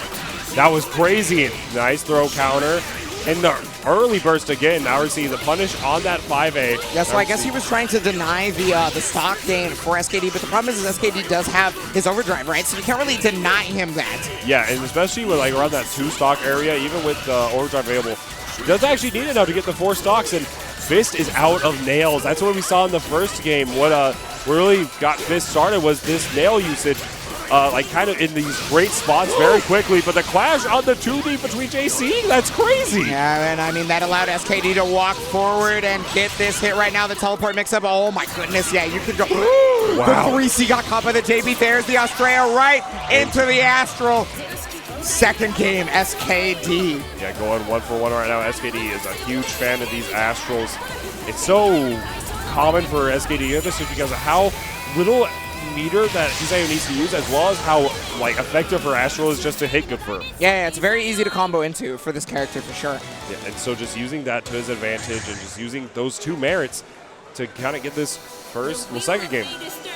Now we see. First round of the last game of this set, Fist versus SKD, Panda Global's very own. How will it turn out? Using these poison nails. Yeah, and you notice the way he's mode changing in the air, he's trying to actually avoid as many nails as possible. So that will require the response from Fist to start running forward and catching him. Yeah, oh yeah, he actually did the 2D a little bit too early, got whip punished for it. Oh, wow, 6C. I wonder if that was meant to actually bait the 2D, because, you know, I mean, the fireball whipped, and normally you want a meaty fireball, but... Yes. Oh, wow, nice drop combo there, but nice punish from the 2A. Yeah, good recognition, good reaction. Okay, it's the JC again. Yeah, I mean, it's just one of the harder things to deal with when you get knocked down, for sure. Here we go. Cross up JC. It's so hard to block. Beautiful confirm off that. He unfortunately drops the end of the combo, though. Oh, and goes for the reset. We've seen time and time again using the D nails and getting called out for the DP. They're not a safe jump. Yeah, you know, I mean, Fist has gone for those hover mix-ups quite often, right? So SKD's starting to smell it out and starting to use the Dragon Punch to be able to get around it. 2B again, catching the backdash. The number of active frames on 2B, very high. Oh, wow, 2 drop combos for Fist. Drive Explosion, forcing these plus frames. Gets the 5C and overhead again. Now we see what the plan here is. Get all the seals using the umbrella. Dude, he does not care about his nail count. He really does not. The nails are a resource. I really actually kind of like the way Fist plays in a sense that... Whoa! That was really good. So I like the way, because Fist recognizes, okay, I'm going to use these nails very offensively, very quickly. And in that regard, he says, I'm just going to be aggressive as possible and use all my resources to force advantage very quickly. And I mean, it's working out for him beautifully right now. He's in this situation with the overdrive. He's going to be able to get a good amount of damage, probably going into EA. Yeah, I would hope. Yeah, gets the Kazan all set. Has this command throw. Yeah, just goes for it again. Purple throw, we tech those. If SKD didn't take that, that would have been very out of character. That was yeah, a really late tech too. Now we're going to see what the plan here is. I'm sure he just was not expecting it. Now, negative warning, losing right all there. of his He can't block barrier. the air, but he's going to press his advantage right there. Purple throw trying to get the purple throw. This is trying to be the first man to ever this purple is throw extra SKD. damage. All right, and now we got the pickup here. Empty jump. Oh, overdrive through it. Yeah, you can't. This is a dead character, I think, actually. Yeah, absolutely. Dangerous state is going to be, you know, that's just a lot of damage, even without the fact that that you have the danger state. That is a ton of damage, over 6K.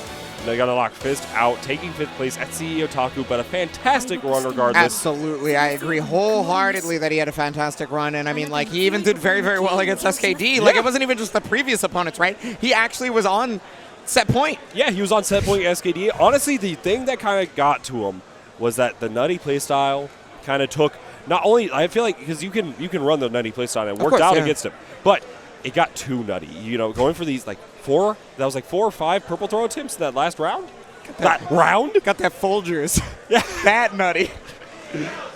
Absolutely. So we're going to go but, you know, just like we have the Folgers, we're going to also get some ads. Not Folgers ads, but you guys just stick around for us, please.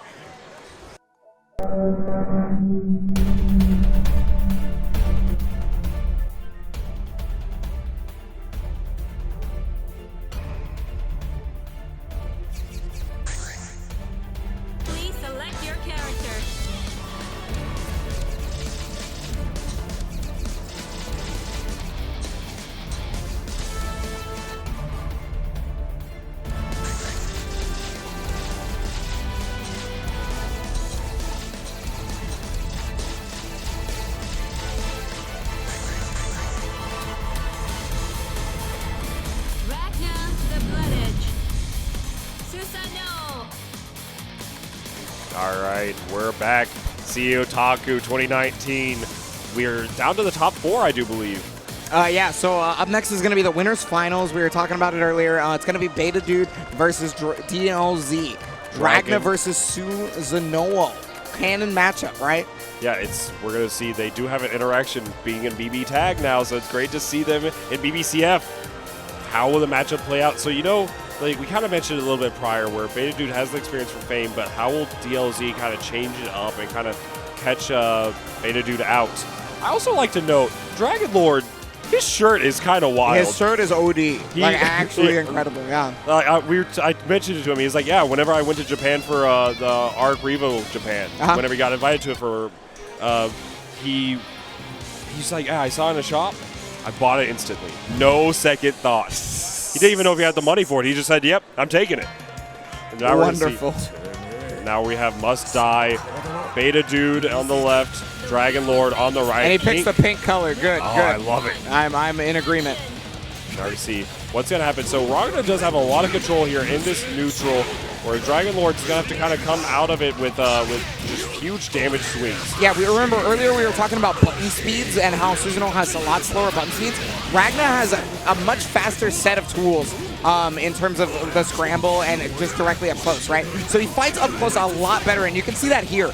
Yeah, so Dragon Lord, like we mentioned with faster buttons and whatnot, Dragon Lord does have the ability to kind of contest really well in the mid-range, and if whenever he does like to hit, it does like 40% of Ragnar's health. It's really good. Yeah.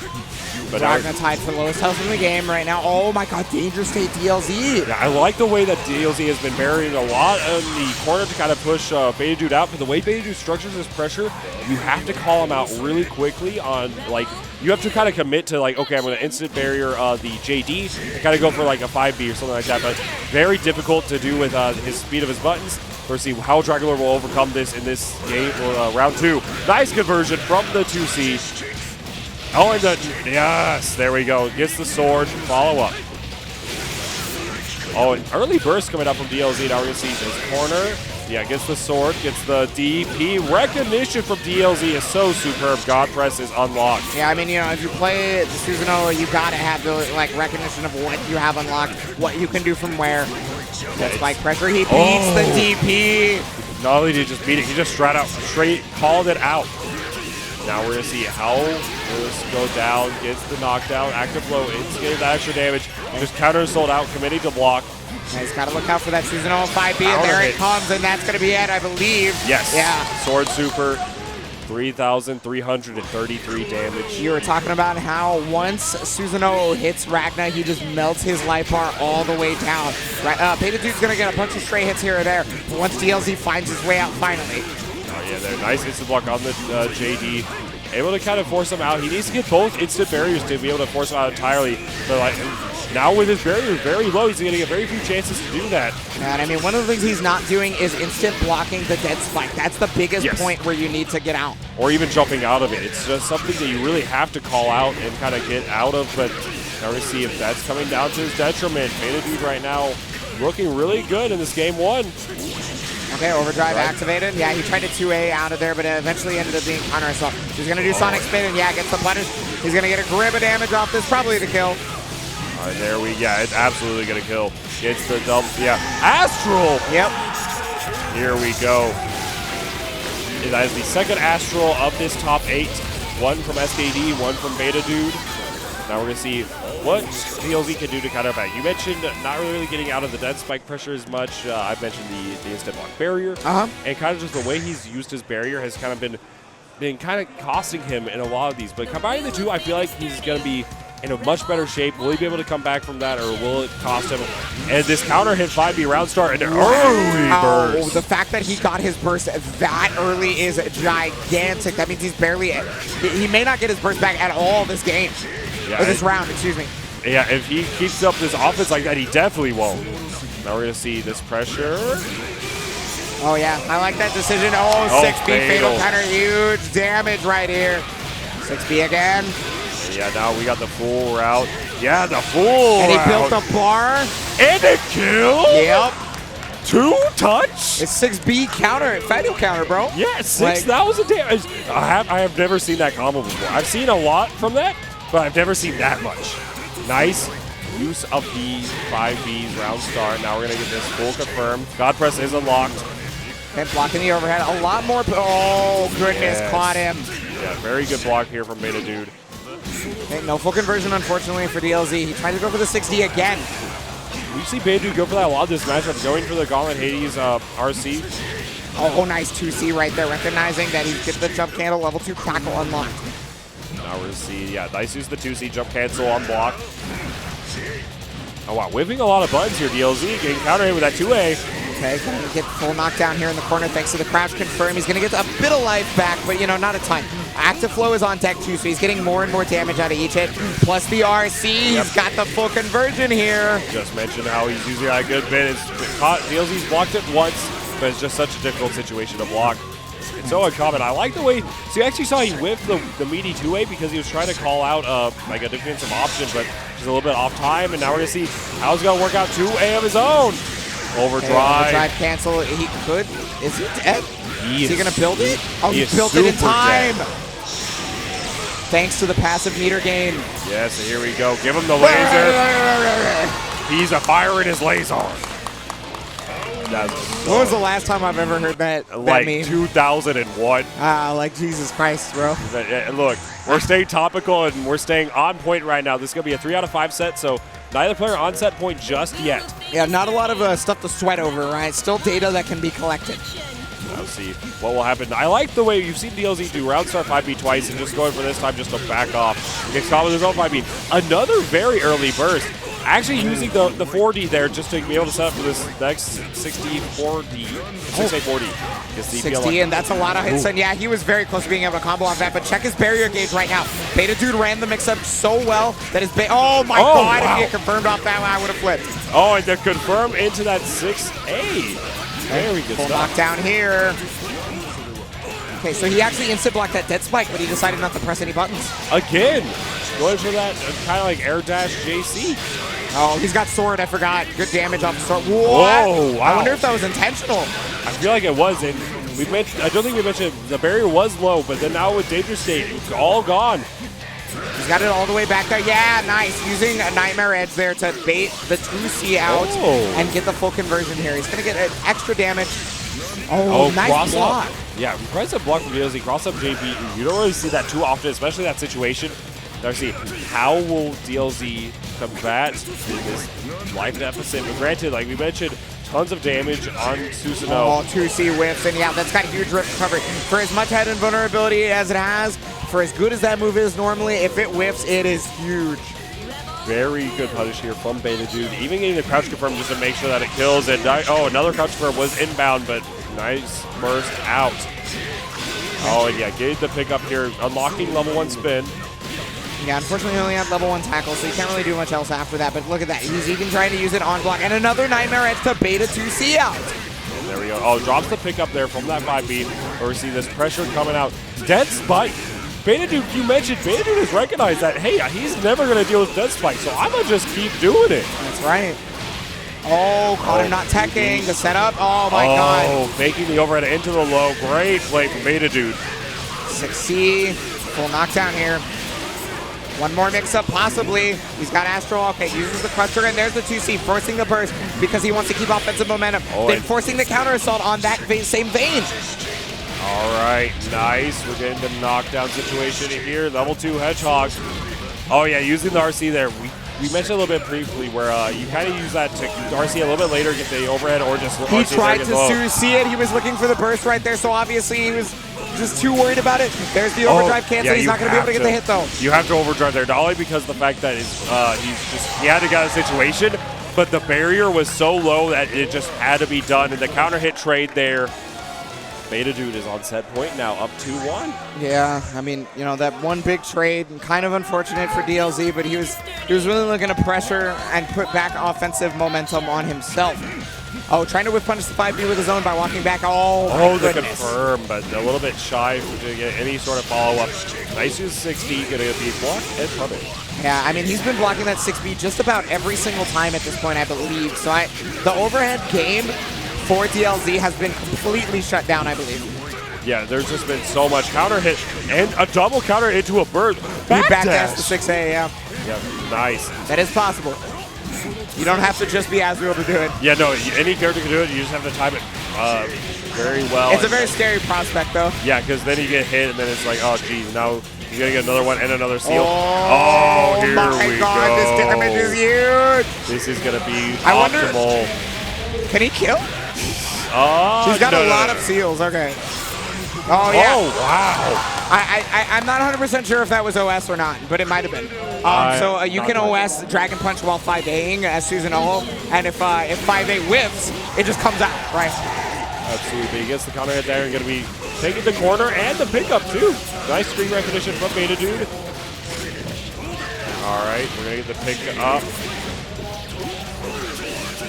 Full knockdown here. And now we're seeing what the mix-up is. No stagger 2A this time, just going for the throw. Yeah, I mean, all Ragnars are going for stagger 2A, right? So DLZ was probably just looking for only that, and he got caught slipping right there.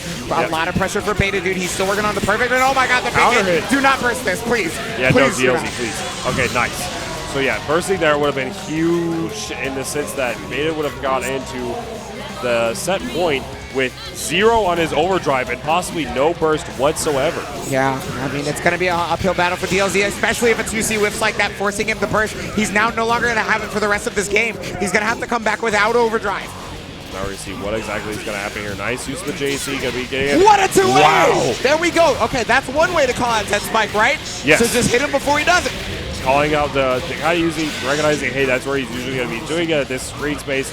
Let me just call it out. Fuzzies! There's the fuzzy right there, so that's going to give him another unlock. He backdashes it. Burst is available for him, so there it goes. He was waiting for a burst safe point, and he got it. Yeah, absolutely. You have to burst that. He still ate a ton of damage going into it, but the DP, no natural combo from it. He didn't recognize the meter gain from the RC. Or maybe he just didn't want it. I don't know. That's very true as well. Oh, DP whiffs, so big hit right here for Betadood. Yeah, DP post zone getting the 3C slide. Got the double dash there and everything. Yeah, like the optimization for Betadood. Oh, there's the DP. That should do it. Yeah, that's absolutely it. Now we're going to Wait, he doesn't have Sonic Spin. Wow. I was looking at the wrong. Yeah, we really got the wrong gauge. Wow, 6A whiffs, but now, cross up in front of Divider. So he's got 50 bar left. We got to check whatever the reset is. Now, will Betadood bait the guard counter, like the counter assault? Or will DLZ hold on to it? He got hit. He's going to get his, yeah, I was going to say he's about to get his burst back. 6A, machine gun. Wow, all right. This is it, do or die. Hit. Betadood can take this, but at the same time, DLZ is going to take it in the second point. Danger! He can't. He's still fighting right now. That kills! To be able to chip him out. Betadood, how did you get so damn smart? Recognizing that the danger state would have prevented any sort of barrier, any sort of preventing chip in front of Divider, doing tons of chip damage because of the double hit. Recognizing the amount of health, Betadood, calculus, running through everything and taking it, going into Grand Finals winner's side. He'll be meeting DLZ, possibly, if he's getting out of the winner's finals. But now we're going to see, it should be... Fame 96 versus SKD, I believe, right? Yes, DLZ just taking a second on the chair. But yeah, so Fame versus SKD. We've seen it time and time again. Oh my goodness. Wait, no. Is it? Yeah, it's Fame versus SKD. I'm sorry. Yeah, no, yeah. For a second there, I was like, wait, did Fist win? I forgot. Yeah, no, we were a little bit confused because DLZ was definitely taking a second on the chair, recuperating. But he's going to be moving into the losers finals. We're going to see who's going to be meeting him there. SKD versus Fame 96.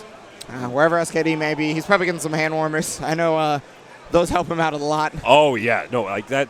It's always good because in esports, these are your bread and butters. This is the thing that does, or whatever controller you use, is the thing that does all sorts of your actions. So having your warm hands, cold hands, you're not doing your inputs right. We've heard all the excuses. So, but you want to make sure to have your warm hands. You want to make sure that everything is going to be going well, and make sure that you get everything ready to be able to compete in this top 4. Batteries in the bathroom, Yeah, that's also. Dude, but for real though, cold hands I feel like is a legitimate issue a lot of the time. But it's on you to warm them up, right? So it's like, and like we mentioned, with over here, it is actually pretty cold. Like, I know we're both not short sleeve, no sleeves. It's kind of cold. So we're gonna see what's actually gonna be happening here. So, Susanoo or Terumi? That's kind of been the question of Fame. Hasn't it been that the last time that he's run into, the last couple of times he's run into SKD that he's played Susanoo? I think so, but he's also been kind of on this track of bringing back the Terumi. So I'm curious to see, because Terumi does a lot of things in this matchup to kind of contest, using JD to contest projectiles, kind of getting better movement than Susanoo, because Susanoo kind of gets bullied a lot by Izai. Always superior movement. It's bullying the fact that he has slow buttons. Yeah. The range of her normals. It's really hard to navigate when she's flying around on the screen, right? Because you can toss a fireball and you're so big that you get hit. But it is going to be Terumi, right? Yep. So like we mentioned, Susanoo does get bullied in this matchup. So Terumi being able, faster buttons, a better anti-air, and just a lot more things to be able to call out SKD in terms of like his movement or anything like that. Classic SKD song and stage selection. He always goes to disappearance, and he always, well, it's not always. It's this or it's Pandora Tears or this usually. Yeah, exactly. Just yo anime. But first game here in the loser semifinals, one of these two is going home. Yeah. Play All Gaming's Fame 96 or Panda Global's SKD. Let's see. This is a classic matchup in America. Who will be able to overcome each other this time? Let's see. Nice pickup and 6 stocks remain. What's the mix-up? Yeah, I was going to say it was a super good start because he already had the stocks before he even got the hit. There's the level 2 crush trigger. Kind of get full damage off that. I mean, it is a guard break starter, so it's not a lot, but still. Yeah, it's a guard break start, but another thing to note from that is a active flow. Like, you get 30% of your active flow gauge created from that. So being able to go straight to active flow, it kind of mitigates a lot of where Izai has the damage reduction. Damn. But that was a cross up on those V projectiles into a perfect round 1. Incredible play right there from SKD. He looks in a rare form today. Yeah, oh, wow. It wasn't a combo, but it clipped him. Yeah, it probably caught him in jump startup. More than likely, yeah. Oh, the backdash. I'm really surprised because normally Terumi's JC has a lot of active frames, right? So I was really worried that maybe that was going to counter hit his backdash. Not the case. And now SKD's in there forcing the burst out of Fame. All right, now we're going to see what exactly the plan is. Nice reaction and block. Try to contest with a jab because in that situation, if you instant block, you could jab out of it if they aren't crouching for Fame's position. But crouching and able to counter him out. Now we're going to see tons of pressure here. I can't believe he blocked that same side. Yeah, that was... Oh, wow. Oh, and then canceling into the 60. Oh, nice blocks from SKD. Oh, yeah, there you go. No perfect. Let's see. Yeah, guard. Yeah, wow, gain nice Astrea. Yeah, oh, rapid cancel. We're optimal in these streets. Yeah, he wanted to get his stocks back, right? And he did a good job of exactly that. He's trying to stagger pressure here with Fame. He's trying to push forward. He's at a big life deficit, but I mean, hey, it's not exactly not doable. Yeah, it's definitely very doable for Fame, but in this situation, I think that actually closes it out with this full riser. He missed the input. Oh, and then he got hit by the DP? Oh, wow. A very rare drop from the SKD, but when in doubt, hover dash is the friend. And when in doubt, hover dash JB. Yep. Honestly, JB or JA. Or even JC, like whatever. Yeah, like just hover dash him. But so, yeah, using that mix-up opportunity there, recognize that whatever hit SKD got, even the MD low, would have killed. So now game 1 going to SKD, very convincing, but we'll see how will Fame come back from it. I really like the way Fame's been navigating the matchup, but it just hasn't worked out in a lot of the situations. Very nice confirm, Fame 96. Oh, caught him, maybe stepping forward, maybe jumping, I'm not 100% sure, but whatever the case is, he's trying to negate this overdrive. The problem is EasyOA gets her stocks regardless of whether she's doing anything while she's in overdrive. It's all passive. Yeah, so no matter if she's blocking or anything like that, she's gaining these stocks. And they're using the overdrive stocks to her advantage. Gonna get this mix up. Oh, teleports, takes the corner. And now we're gonna see the knockdown. What's the mix up again? Same side. And just over to... Whoa! Jumped over the 2B with the cancel and then got him low. The classic. You just try not to punish that if you can. Yeah, the DP is very negative, but in the same regard, you are able to cancel it into EA on whip, and it catches almost everyone. Everybody forgets that, but yeah, everybody gets one. What a 6A right there from Fame 96. Oh yeah, nice use of the jump there. There's the overhead, but he didn't have a super to be able to combo off it, unfortunately. Yeah, just was a meter shy. Let's see what will happen now. Yeah, this is looking much better for Fame. Exactly the way he's probably looking to play this matchup. All right, gets this pressure. Nice blocks. That's the overhead, but not at the next one. Yeah, you're going to overdrive to close this out if able. Horizon number 1, teleport. Yeah, because not only do you have not enough meter for the second floor riser, but EA is going to be more damage there. Yeah, and no matter what, that was actually just going to be more damage. Yeah, especially with the active flow. Now that EAs have minimum damage, unlike in CF1 when they didn't. Yes, so now with that in mind is now set point SKD, the instant blocks. Yeah, very important, right? Trying to build that meter, because Terami's already building meter faster than everybody else. So if you instant block, a lot of his stuff, you're at least able to keep up. Yes, so now we're going to see how will SKD, how will he close it out, or will Fame be able to control the matchup more and more? 5B pressure there. Yeah, he was looking for the delayed Astrea, but no times. Yeah, nice use of that 5D, kind of contesting the neutral situation. Able to get so much meter from this. Yeah, 95 meter and active flow, so he's passively gaining it. It's going to be on this 100 meter. Look at just cash it out. Oh, yes. There it is. Oh, but he drops the combo. So unfortunate right there. Maybe Fame didn't believe that it would hit. Yeah, I don't think he believed it was hit, because a lot of that was a very easy thing to confirm from. Well, like, what if you were committed to it, it's a very easy combo. But the 6A! He's going to overdrive cancel. It's going to allow him the full confirm. It's not going to kill, but it's going to say, wait, it might actually. It is super going to kill. I'm sorry. I forgot it's Terami so that he gets just the bar for no reason. Oh, wow. Never mind. You were right. Oh, but yeah, the instant air dash mix up into the JA. Going to catch him. Darcy. SKD still at set point, but Fame coming back. Will he be able to close it out, tying up the set, or will SKD take it home? Oh, I like the way SKD's been using a lot of the 6B, hold it to the low. And it's worked out not only with high crushing the 2B, and also just contesting there, but the great defense for Fame. Yeah, what's really important there too is that entire exchange, he didn't get a single stock up until that last fireball, right? Oh, there's the command throw for the TRM setup. Look at the bar he built. Overdrive comes out, but he's going to try and keep meaty, right? He wants to stay on his ass. Yeah, now with the instant blocks pushing him out, he has to get the oh my god! Wow. It clipped him! It probably hit him, I know we've said it a million times, but probably out of the jump startup and the hover dash, back dash. So good. Okay, nice blocks on the overhead up until that last one. This is not a very strong starter for EasyOi, but the knockdown could be scary possibly. He 2A bar is out. He's going to build a lot of bar for that. Okay, here we go. Yeah, gets the Masenga. Yeah, he wanted the side switch, right? He wants to put her back into the corner, set up. And now we're going to see this pressure plus frames, but he respects him with that backdash out. Oh, JC, can he confirm? No way. Yes, he can. What a god. Is that FinJP? 1, 2. Is that FinJP with the Astral? You guys, I think I found out who FinJP is. FinJP is the Astral. That's FinJP right there. Yeah, and Fame 96 is tying up the set 1-1. 1-1 right now versus SKT, able to make his way through. He's gotten the best of stray hits, right? Oh, we've mentioned it time and time again, Fame's reactions to so many of these situations is so good. And then just being able to recognize there and say, oh yeah, I can kill that. I can confirm for that JA. Oh, wait, that might be a punish. Oh, wait, it wasn't, but still. Yeah, try Larius plus, cross under into the throw. The dirty schmicks. I was looking for the meaty JB, I think. Not got it, but he got that JB. Yes. Got the first JA into the JB. Now we're going to see the knocked out situation here. Empty jump. Okay, ooh, there's the, he was recognizing that he was up backing a lot, so he just tried to go in for it. He's going to be able to kill here, no problem.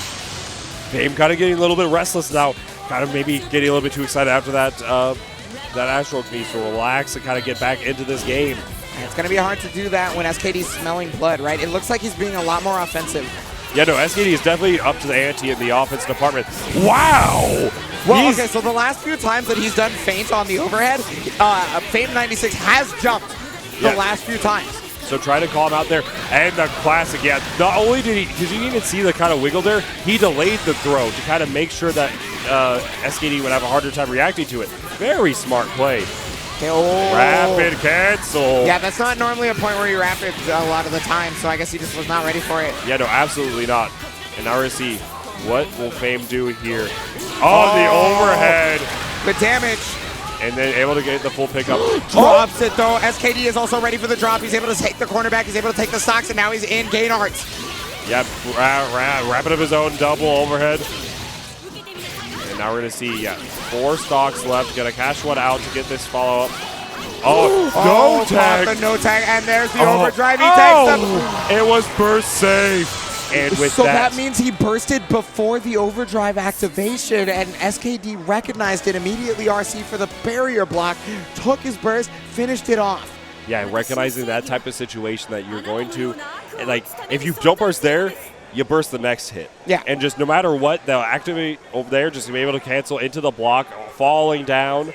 Such a good option from SKD. The knowledge of that player is ridiculous. So Fame going home at 4th place. Yeah, a respectable placing, of course, as we all know, losing to only SKD and DLZ. And DLZ, yeah. And now we're gonna see those two players right now here in the losers finals. This is gonna be 3 out of 5. Yes. It's going to be, so now we're guaranteed the top 3. You have Beta in the grand finals winner side waiting to meet the winner of this. Wasn't this grand finals of one of the CEOTAKUs? It would have been last year, I think. No, he didn't make grand finals, did he, DLZ? No, DLZ He made it really far, but he got 3rd. That's what it was. It was 3rd, right? Will DLZ get the 3rd place curse at CEOTAKU? 2018 he got 3rd place. 2019, will he be looking at that, or is he going to be overcoming it against SKD? They do have a Izayoi in Europe, Crushing Eagle, so you know he will have some of this experience, but will he have experience ready for SKD? Yeah, I mean, you know, we have talked about it time and time again, right? People playing the same characters have different play styles, and they bring their own specific things to the table, right? SKD is one of the players who kind of pioneered this character, to be honest with you. Yes. So he has a lot of moves at his arsenal. Yeah, he's one of the ones that said, like, oh, I think this character is ridiculous. Let me show you why. And CPEX through now, he's been playing this character nonstop. Yeah, the second she got buffed. Yeah, second, they was like, oh, wait, she's kind of OD. Let me pop OD and get all these stocks. Let me get all this mix. Izayo is a very strong character, and we mentioned this earlier. In this matchup, DLZ does kind of get bullied because of the slower it's definitely buttons. A possibility. I mean, we're going to see it here. We're going to figure it out. So he was able to get around the round start. Oh, wow. It's caught. I mean, excuse me, not counter hit, but caught him jumping, maybe. Yes, absolutely. That'd be 2 situations where he got caught jumping. All right, Sparkhead and Spin are on deck. Anti-air 2A. Yeah, the 2A is actually, so a lot of people joke about anti-air 2A, but with Susanoo specifically, anti-air 2A is actually legitimate because of how low profile he goes when he does the move. Yes, and also just has a really good hitbox to kind of catch out there. Nice defense from DLZ. Oh, a little bit too early on that 2C. Yeah, I think SKD was scouting that out. You know, a lot of people when they're fighting Susanoo, it's really important to remember how strong of an anti-air he actually has. Oh, yeah, gets clipped low. There is he. Will SKD get the knockdown? What will DLZ do here? Just going for the crouch block. We see DLZ go for guard, like the counter assault, very often. Yeah, he uses his meter mostly for counter assaults, the 60 hits, and he was able to get the spin. Yeah, that was a burst point. Yeah, SKD saying, no, I don't even want to tie up this round. I'm going to... Oh, I hate that button so much. So I think SKD either pressed 5A or 5B right there to extend his hurt box. Oh, he drops the combo there, unfortunately, though. I mean, you might be giving SKD a chance to come back. Nice block on the fuzzy, though, TLZ. Oh, and a nice rapid, recognizing the 100-meter. But he's keeping pressure up, right? And he's got overdrive. He's got the chance to do it. Nice. I love that he was using the bubble to be able to keep pressure going. Yeah. Oh, nice. Recognizing the OS there, just mashing 2A. It's going to be able to do the punish if he, whenever he just hits it there. But if he does the teleport, it's just going to be able to catch him. DLZ getting the crowd chance. But will he be able to transfer this energy into the match, get DP unlocked? I've never heard an American crowd wants America to lose so bad. It's kind of incredible, but now we're going to see he does have Sparkhead and DP. He's going to be able to get the next seal unlock, which probably is going to be Hedgehog or either Hedgehog or the dash. Oh, there's the feint right there from SKD that's going to allow for half his stock. More now. Yeah, only missing 1 stock, but that's all he needs right now. 7 is enough to kind of get this party started. Yeah. Yeah, usually the knockdown situation is important here, so it's backdash. Nice. Yeah, nice. Good use of the backdash. He hasn't shown it yet. Oh, yeah, just try to get the 2 seed out. A little bit late on the head roll, like we mentioned. Getting called out, but now what will happen? Oh, yeah, gets caught from jumping out again. Flips on the 2A right there. That's a grip of damage there for SKD, but really, the DP comes out, and DLZ can turn this to the tides to his favor if he's able to work it. Yeah, hit stop on that 5A. So nice. 60 gave him Grand Viper. Yeah. But he gets the hit here, and obviously I would not burst if I were him. No, absolutely not. Now SKD tying up game 1. set. We'll see. How will Rebel 3 work out for him? So we've seen a lot of adjustment between the two already in just a short period of time. And yeah, calling out the backdash with that delay to a really nice option. Oh, air hit, it works. Here, 6D, Sonic Spin. Yes, because usually on the ground with a 5B, 6B, it's a little bit harder to like kind of get the good damage from it, just on the regular hit. But now we're going to see how Susanoo is going to be able to apply this.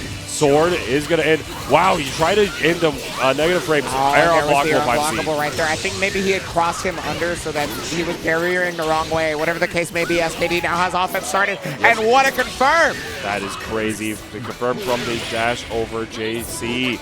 Oh yeah, low profile the dash B, or Insera dash B rather. All right, gets the +1. Oh wow! He missed his cancel. It was a bit too slow right there, so he's gonna get a good seal unlock there. All right, now we're gonna see Godpress DP, Grand Viper, and Sword are all on deck, and Untitled as well. Now we see how we use these tools to close the match, or will SKD use these 6 stocks and kind of end the game? Astro not even giving him a chance to react with burst, right? Yeah, not a chance to react to burst, and not a chance that SKD would not recognize that hit confirm and go straight into it. Fantastic recognition. First game SKD right now, and you know the first round looked like it. The first round DLZ still had to make a comeback from what I remember. Yes. So I mean it's going to be an uphill battle fighting from behind kind of deal. Yeah, these two have definitely, even though with that uphill battle, evening out a lot of like the damage numbers, where DLZ kind of gets like 4K from like a 3 to 5, like 3.5 to 4K, where SKD can range from like 2K to like 500 damage. Yeah, he got the 6D right there, allowing him to be able to get the full corner carry, and he's going to unlock Sword here. Yeah, DP, Sword, and Hedgehog are all unlocked. How will he use it to his advantage? Yeah, usually you see him special cancel that 3C, and now just saying, hey, maybe I won't do it, so didn't punish me there. Oh, yeah, using the drive there just to contest with the air normal. Yeah, nice DP. Well, the 6B does get instant barriered, so he backs off. He recognizes that's not the situation. Susanoo wants to press buttons. Ooh, and the confirm from the air dash as well. Oh, counter hit. Oh, but not enough hit stun, unfortunately, to be able to 5B off of that. It's the overhead, and there's the low. Yep. He's been going double overhead a lot, so I can understand why SKD stood up. Yeah, absolutely. Kind of, even with reactions, you still kind of fall into the player habit.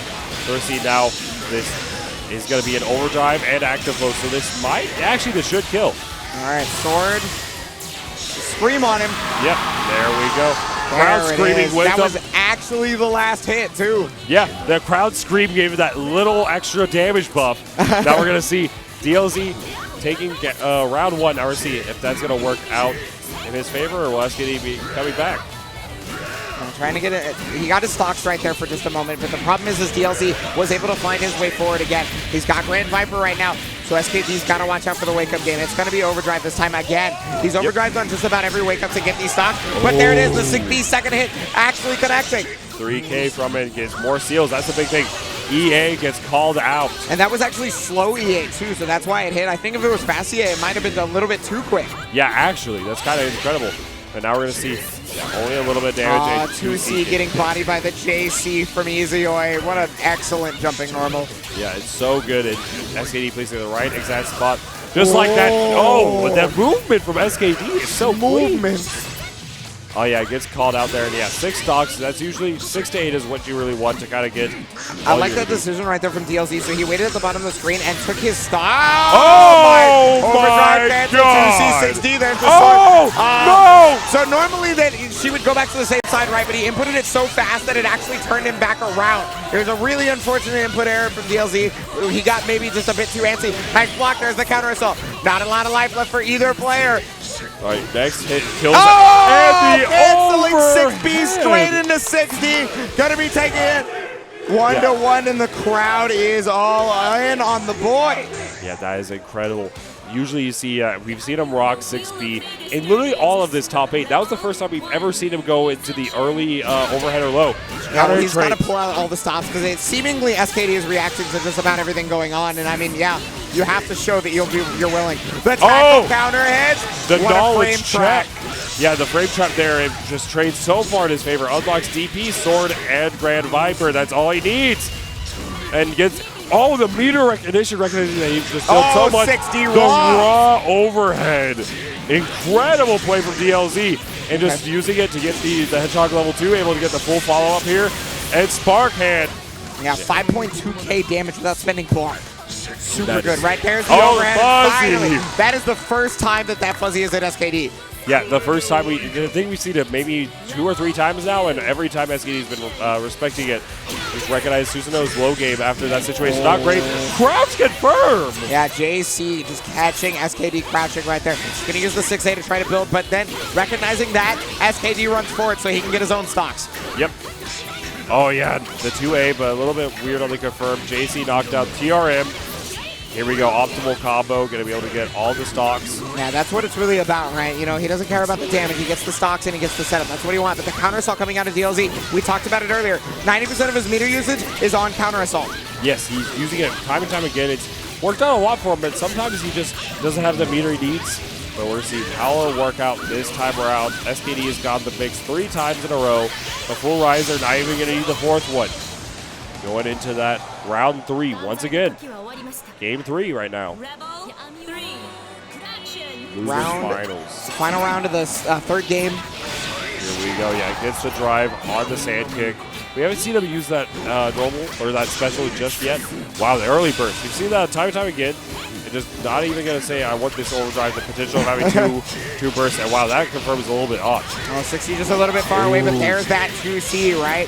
One of the better anti-airs that this game has. Blocks on that. Trying to use Crush Trigger, but just too far away, and SKD smelling that. He is able to get the 5B full confirm. He got his stocks. Yeah, that's the biggest thing. JA hits a little bit behind. It's kind of crazy. Now we're going to see how it works out. Wow, the wheel just passed through the dry follow-up. Yeah, recognizing your minus there. Can't really do much. And getting caught with the overhead. Oh, wow, the rare drop. All right, what's the pressure here? Oh my god, it caught the lingering hurt box of the 5B there. Super good from Dragon Lords. Let's see what will happen. Yeah, just using the overdrive, just able to get this stock game going. Counter hit, but no follow-up. Wow, going 31. I think he was trying to catch him teleporting, right? By putting out a 360-degree hitbox. Nice block on the overhead reset, though. Now, Astral is on deck. He didn't RC it. He didn't expect SK to get hit there. Now, let's see what the pressure here is. The Fuzzy. Fuzzy, and DLZ is up 2 right now. Now we'll see if DLZ's got 2 fuzzies off now. 50% of them have hit. We'll see if SKD can come back. SKD ready, but DLZ taking that moment to get some breath in him. How will this turn out? DLZ on set point. Well, set game. If he wins this game, then he'll be able to move on to beat Betadood for the run back. Let's see what will happen here. Okay, caught the counter hit. He was probably trying to 2A right there, but okay, the burst was obviously to keep him in the corner and also to stop him from gaining any extra stocks. Yeah, there we go. Nice instant block. We see time again. Oh yeah, didn't get the punish on that 3C, but we also saw last time he tried to go for that punish. He got the sword. Killed for it. Yeah, sword is going to be huge here. Yeah, going to get Red Viper, and he gets the full confirm. Able to get Hedgehog as well. Very nice play. Yeah, there we go. Double overhead. And just the burst for SKD doesn't even want to play his game. Oh, JC counter hit. Knocked down right there. Yeah, he's forced to bury that. Even though 2C was a big whip right there, and he could have punished it, but he was not ready, I guess. There you go, this pressure. And just backing off, just realizing, hey, this is, like, I'm in an advantage situation here. I have every one of my stocks. Actually backing up so hard he gets a negative warning. Yeah, nice really block. Unfortunate right there. Yeah, doesn't get negative penalty, though, so he's okay, but he gets clipped him with the 2A. Yeah, I really like the delay from that 2B, being able to just stagger him out of jump startup. DLZ is actually on set point. He wants that run back with Betadood, but I'm sure SKD wants the same. I mean, he's quite honestly looking very poised to take it, and yeah, he smells blood, so he's going to start out the round with as much as he possibly can, right? But SKD fighting back via Barre, right? Oh my goodness. The JA beat 6B, I can't believe it. This is incredible play right now. SKD is going to be getting his stocks, getting in here. Yeah, gets the follow-up, but a little bit too far away for that 6B confirm. Okay. Trying to navigate, but I mean, using the RC, recognizing he would have been negative there, so just getting the seal and getting his chance. A little bit too, I don't think the smart guy could confirm there, but the 5C hits a little bit behind. Gets the full confirm. Yeah, gets the TRM right here, and he's got a lot of bar to work with it, and the overdrive gauge, obviously, right? There's the DP getting beaten out by SKD, and he should be able to kill. All right. SKD staying alive, trying to hold him down. SKD also was that run back. You live by the DP, you die by the DP. We'll see if SKD's going to take more notes on how the way DLZ has been playing, or if he's going to fall short. The early burst again from DLZ, very unorthodox. And yeah, just going for these stance cancels, baiting us JC, and then fully converts off it. He's in the corner, which means he's going to be able to get good seal unlocked and damage. The overdrive comes out though because he drops a combo. All right, now we got this pressure going. Oh, nice time to EA there from SKD. He's got active flow on deck. He's got about full stocks now, actually. I was going to say only 4. Yeah, but because the counter hit confirmed there with the slash. Another 60 big damage here. SKD is an active flow. I don't know if he'll, actually with this damage, he will actually have another burst in this match. Oh, full right. That's our best starter. Yeah, it's actually going to be so much damage here with the optimization. 4.5k into the mix. Seeing the guard cancel this time. Yeah, he was ready for SKD to block it. Air unblockable setup. There you go. Gonna combo off this, should be able to kill, and SKD stays alive thanks to the overdrive cancel at the top of the screen. Very good. Right now, 2-2 right now. America versus the UK. DLZ versus SKD. I really like the way SKD was able to close out that round. Yeah, once he was able to get out, he was able to keep his composure and make it work. And however, DLZ, dude, he seems like he's overwhelming SKD in a lot of places. Like, he's making him really second guess what he's choosing to do. Right, here we go. Renowned player from UK getting the hit. Oh, got Dragon Punch, Brand Viper, Sonic, and Dirt Kick. Yes. So you actually can see Dirt Kick used whenever he gets it. It's not very useful in the matchup. Oftentimes you'll see Susanoo players kind of focus on their big 3 to go for. What a backdash right there to punish that, and he's going to get full corner carry here. There we go. Yeah, gets the sword as well. It's so good. 5-8 hit stop to deal with DG. Nice RC. Yeah. No punish on the 3C again. Really conditioned to not contest there.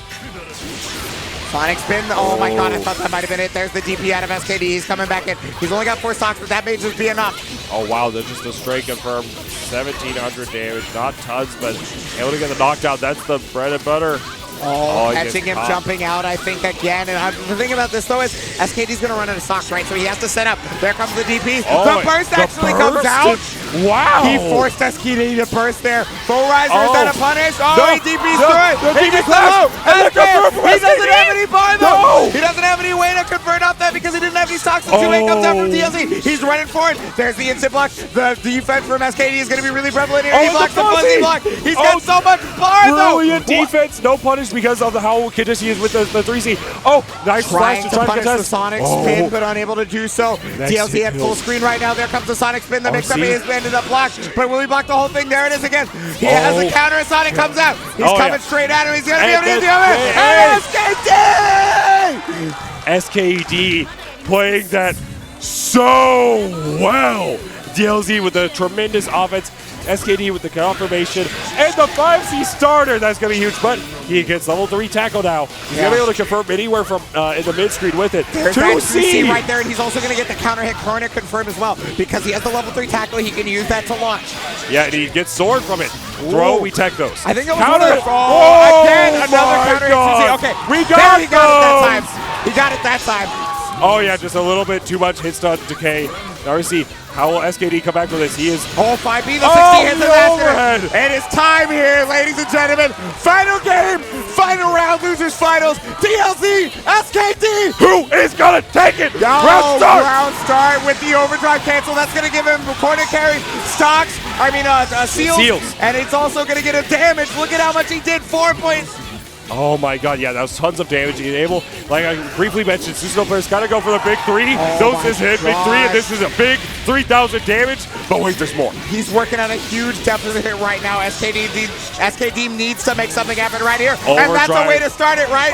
The DP punish it. Was it enough? The pillar is gonna stop him, forcing him to block right there. He had to bury the block. But he couldn't actually convert fully. And there's the air block. 1 second in. And the chip damage. And DLZ damage. DLZ taking it over SKD. DLZ not going to see that 3rd place curse. SKD going out. It's so tough, but yes. SKD out of the tournament. Betadood in the winner's side going to run it back with DLZ in the loser's side.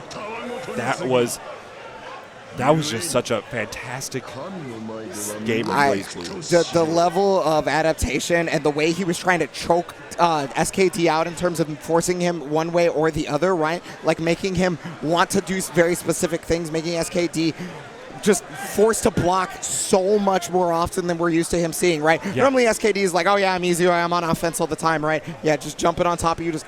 Yeah, and just getting that, like, usually he's on offense, or if he is on defense, he usually is able to get, like, those gain or backdash or, like, anything like that, but just didn't really work out in a lot of situations. DLZ taking control of the offense and landing so many of those fuzzies whenever he needed them, landing just so many of the, like, offensive, like changing up his, dare I say, DLZ, and stand me corrected, did not go for the same mix-up off of, like, 5B, 6B, and then using, like, the drives, did not go for the same pattern once.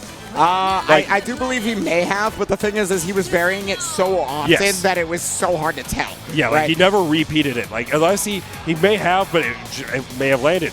But we're going to see now grand finals, rather, of CEOTAKU 2019 BlazBlue Central Fiction. We've had a great top 8 so far. We're having a run back from winners finals. Dragon, Lord, Z or Z versus Betadood. We saw this here in the winners finals. Betadood seemed to have taken that pretty cleanly, to be honest. He looked very, very strong in that set. But DLZ, I mean, he's hot off the momentum. The crowd is roaring for him right now. Yeah, it's going to be great to see these two. These are also Arc Revo qualified players you're going to be seeing in November. Will they play a bracket? Will we see how that set will go in the future? Let's see how this set goes right now. Grand Finals, CEOTAKU 2019. Betadood on the win side, DLZ on the loser side. Let's find out. There's a 5B right from DLZ. He has gotten a lot less fear and a lot more confidence as his round starts ever since the SKD match. Drops the combo, but hey, I mean, you know, look at how much damage he did on Ragna. He's got about a third of his life already, but he's back in the corner, and here it is again. That dead spike pressure that destroyed him so last time. Yeah, here we go. Nice confirm from Betadood. Gets all of that life back against this knockdown right in his face. Actually baiting the DP, recognizing TRM. I don't know if that actually counts for the push-ups, but we're going to see. No, I don't count it personally if it's TRM because you couldn't have teched it even if you wanted to. True. Right? But using the guard cancel, though. Oh, and I really like the just patience from Betadood. Oh, I love that, though. It was a super delayed RC. So normally you see Gauntlet Hades RC and then air dash, right? Yeah. But because of how delayed it was, DLZ thought he wasn't going to do it at all. So he tried to 2A and he gets counter hit for his troubles. Yeah, exactly. Great. Oh, my God. Triple overhead right there. Did you see that? No, I didn't see any of that. That was so well hidden from Betadood. That offensive play. All right, taking the first round in this Grand Finals, but how will that happen? Oh, instant air dash. Early burst from DLZ again, just wanting this DP so badly. Yeah, like a super, super early burst. So again, we may not see that burst and come back. Oh, my Overdrive. Go through it. Get to this corner, gets this 4K damage. 4.3. Air dash. Purple though, we tech those. Oh, but there's the 2C right there from DLZ, and because it's counter hit, he gets the full conversion off of it. Gets his seals. The Grand Viper unfortunately misses, but no punish right there. The drop, and then actually hit confirming there, going for that air dash. Let's see it now. Oh, wow, wake up 2-8, caught the up back, and now we're going to see Betadood on the defense. But with the win 6C, that's going to be his turn again. Won't kill. Damage. He's going to get the meter for it, but it's not going to kill regardless. But I mean, hey, this puts him in a check situation, right? He has very little resources. He's forced to overdrive, he feels here. Otherwise, he's going to die. Sonic Boom comes out, but no actual punish. And there it is, the air dash. Can't block during that. Yeah, nope. Went from check to checkmate. Betadood taking game 1. Wow, yeah, Betadood looking just as immaculate as the winner's final set, right? Like, I mean, he had controlled the pace so well, and he had made it so that DLZ was doing nothing but blocking all the time. Yeah, and it's almost the same exact thing here. Oh, yeah, we see DLZ go for that a lot. Oh, wow, whiffing 2-8, and then able to get the full pickup here from this counter 2C. Betadood, oh, wow, that nice counter hit. Yeah, burst of his own, wants to get started. Wow, throw just outside of range. Oh, yeah, okay, Fuzzy jump out. Nice 2C to get the anti-air on that air dash. Yeah, I'll just get this pressure going. Caught low. The EX hand not going too well. Oh, there it is again, that exact same situation. If you're going to RC it, normally you do it pretty early, but DLZ was ready for that, but he was not ready for a delayed RC. Sword. Oh, and the big whiff from the Sword Super. He didn't confirm. He didn't have meter to RC it. He just was trying to bust out. All right, here we go. What's the mix up? Oh, going for the low, overhead rather. All right, oh, whip, but no micro dash. Wow. Oh, wow. Catching him in the air, catching the back dash with it. Call him out. That's a lot of scaling, though. Yeah, I wasn't too sure if it was going to kill, but eventually the whiff JC into 2B, closing out that round. Making the jump back overhead into the low, both reaching around the same range. Betadood is looking so clean. And then the air-to-air at round start. I don't think DLC has jumped at round start yet, has he? No, he's literally pressed 5B a ton, but or backed off. Betadood has such a hardcore read on it, but finally there's the 60. He goes into crush trigger. Good damage. Now we see what the plan here is. All right, not 4.5K, 3 seals. But getting his offense started here. It costs him a meter, and it doesn't do too much damage, but it's all about getting out of the corner and getting his pressure started. And like we saw in the winners finals, this is where DLZ kind of crumbles. Once Betadood gets that pressure going, it's really difficult for him to get out of it. Really having a hard time. Oh, as soon as I say that too, Betadood runs right into a 5B, forcing the burst right there. A lot of more instant blocks from DLZ. I wonder if he's recognizing what he needs to do here. Yeah, possibly building an adaptation on his offensive pattern, and nice, beautiful DP. Okay. Stagger pressure right there, but yeah, Betadood recognizes, hey, you can stagger pressure all you want, but I have that DP. Yeah, he even with like hit stop OSing the DP initially, he's just like, all right, I'm just gonna hit this DP whenever you have your first gap. Oh, and the fuzzy doesn't work, we hit him. The thing is, he hit him, so he could have confirmed it, but he went straight for the fuzzy, giving Betadood a chance. But the 2C, closing it out, stabilizing him. Yep, now tying up the rounds, Rebel 3. See, Betadood looking good so far. We've seen Betadood control the pace of the neutral a ton, but once either player gets their outfit started, it's so hard for the respective other to get out. Now we see, yeah, dead spike pressure gets called out. Oh, air throw, good. Yeah, he had been jumping up back a lot, right? So you may as well check to see if he'll tech it, and if not, you get a lot of damage for it.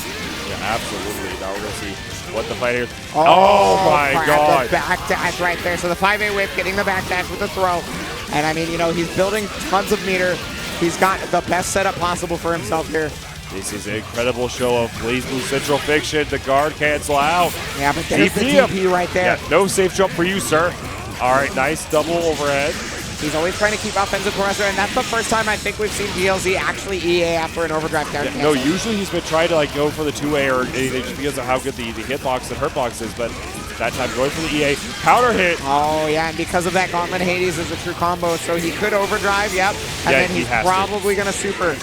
Yeah, gets the Blood Scythe here, and Carnage. Scissor! 2-0 right now. Betadood in the winners side of the Grand Finals right now. Yeah, winner side Grand Finals 2-0. If he wins this next game, he's taking CEOTAKU, but DLZ, he has to make a full 3-game run just to get the chance to have an opportunity to have a breathe some more. I can't believe 5B actually stuffed the 5A stuffed the 5B right there from Betadood. Yeah, it was actually, it looked like you kind of did like a walk back into like a whip punish type of sort. Nice counter at the 2A, full confirm. Yep, gonna get them seals, gonna get that damage. Yeah, what is the setup here? Let's check it. Oh, and even recognizing his smart hit. Oh my God, I love that. So he used it so that they would air attack, right? And then he 2As to get under whatever air button they press, and then 2Cs to catch him. It was such a good option and such recognition. Literally, he realized he was going to get it and even input it before he even got the seal. Great play from DLZ. So let's see, how will Betadood come back? Or even will he be able to come back from this? It was a perfect in the first round. Will it end up being the same? Or will Betadood be able to catch him? Oh, caught him there, though. He had sword, yeah, so that was a free set of damage, and plus, yeah, you know, that was really good easily knockdown. that was easily like 4.5K. That was like great opportunity to burst. Oh, counter hit! He tried to actually beat it out with the 6B, but unfortunately he did it a little bit early, and Nightmare Edge ended up countering, hitting him. Yeah, nice cross up JB. Oh yeah, no punish on the Gauntlet Hades, especially the cross. The 60. Yeah, there you go. Another one. Now let's see. DLZ 4,000. Oh, TRM! That TRM damn! Wow, I think you mentioned earlier with the EOS, like how he was OSing it, but I think instead that time seems very intentional. Yeah, I think that actually is the call out. You do meaty DP, so it calls out most any button or anything, and then just you RC it and then just go for the throw, and it'll beat like the OS attempt. It actually is like seems like that type of setup. Again, if somebody in the chat could clarify for me, that'd be fantastic. Yeah, no, I feel like it would beat the OS attempt because you inputted throw if you OS, right? Oh, but the overdrive rate not really getting the advantage there. Dead Spike using the enhanced version, getting that extra chip damage, extra barrier damage, and getting this damage right here. Oki situation. Back that out. Yeah, but okay, DP's through the gap, right? Yeah, that's one of the interesting things about fighting Susanoo is when you know there's a gap and you got an invincible move, I'd recommend using it. Yeah, absolutely. The sword in neutral. All right. Blocks on the 3C. I like the instant barrier out. Oh, wow. Run up throw. Counter hit 5B, well, JB rather, against the full confirm. Very nice. Very good pickup right there. Oh God my God, he react. Betadood reacted to the unreactable. God press. That hit Finrich. So we're going to see, how is this going to work out? Oh, wow. The reaction from Betadood. I mean, he reacted to God press, bro. What can he react to? Nice 2C right there from DLZ, though. And the sword super comes out, and that's going to be the round. See the frames before they even have been jumping over the super. Betadood's on set point. Tournament point. Tournament point. You're looking poised to take CEOTAKU 2019 right now. Betadood has been controlling nothing but the match so far. DLZ is trying to find avenues, but there's the 2C finally. He's going to be able to get knocked down. He also gets his sword. Catching the no-tech as well. Yeah, and he's even going to get his sword knocked down. Counter hit trade. Working out a little bit more damage to DLZ, but now neutral is where Rogner excels. Calling him out. Nice. Yeah, if you hit before, the animation will still happen, but the thing is it doesn't have a hitbox, right? Yeah. The hitbox goes away. He's got most of his seals unlocked at this point. He's basically full power. But will Betadood be able to come back? Oh, there's the DP right there. Yeah, he thought because it was counter hit, maybe he could get it. The 60 gets blocked, actually, though. Good instant blocks right here. Oh, yeah, just going to get this pressure going. See, will Betadood be able to take this round, or will he see this Rebel 3? Nice instant blocks. Yeah, gains a lot of power from that. There's the hit. Yeah. Okay, DLZ trying to stop this tournament run right now. Yeah, trying to get on the board, well, further on the board with the 2-2. But will Betadood take the tournament right here, right now, or will DLZ go? Oh, a little bit too high for the 5C. Oh, 5D whips wasn't ready for it. Oh, and the 2C whips immediate burst there from DLZ. He does not want to give Betadood any offensive pressure, but Betadood will steal it regardless of what you want. Oh, it's the throw. Oh, and the tech situation after you can't contest Jesus kick. Let's see.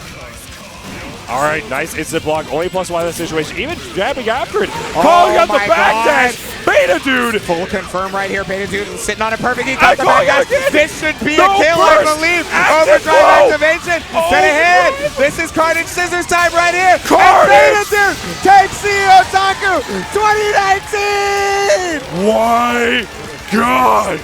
On the winner's side, 3-1 over DLZ. Defending America. The protagonist takes the tournament. Ragna, Betadood taking it. Such a great play. Hugging his brother, hugging the friends. Everybody's there to support him. He did it. He beat his bracket team in SKD, and he also beat every single person in his path. He didn't lose a single set. He on winner's side the entire time. He beat, yeah, you mentioned bracket demon SKD, beat DLZ twice. Like, that was the...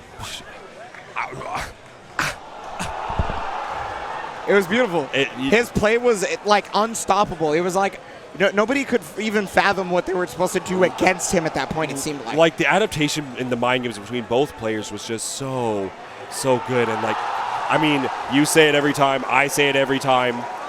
BlazBlue Central Fiction top 8. Does BlazBlue Central Fiction top 8 ever disappoint? Never. I have not seen a top 8 in 2 years that has disappointed. You can't tell me otherwise. But with that, I think we're going to be wrapping up now with the medal ceremony at the very least. Yes. So we're going to see the medal ceremony. I do believe we will see about that.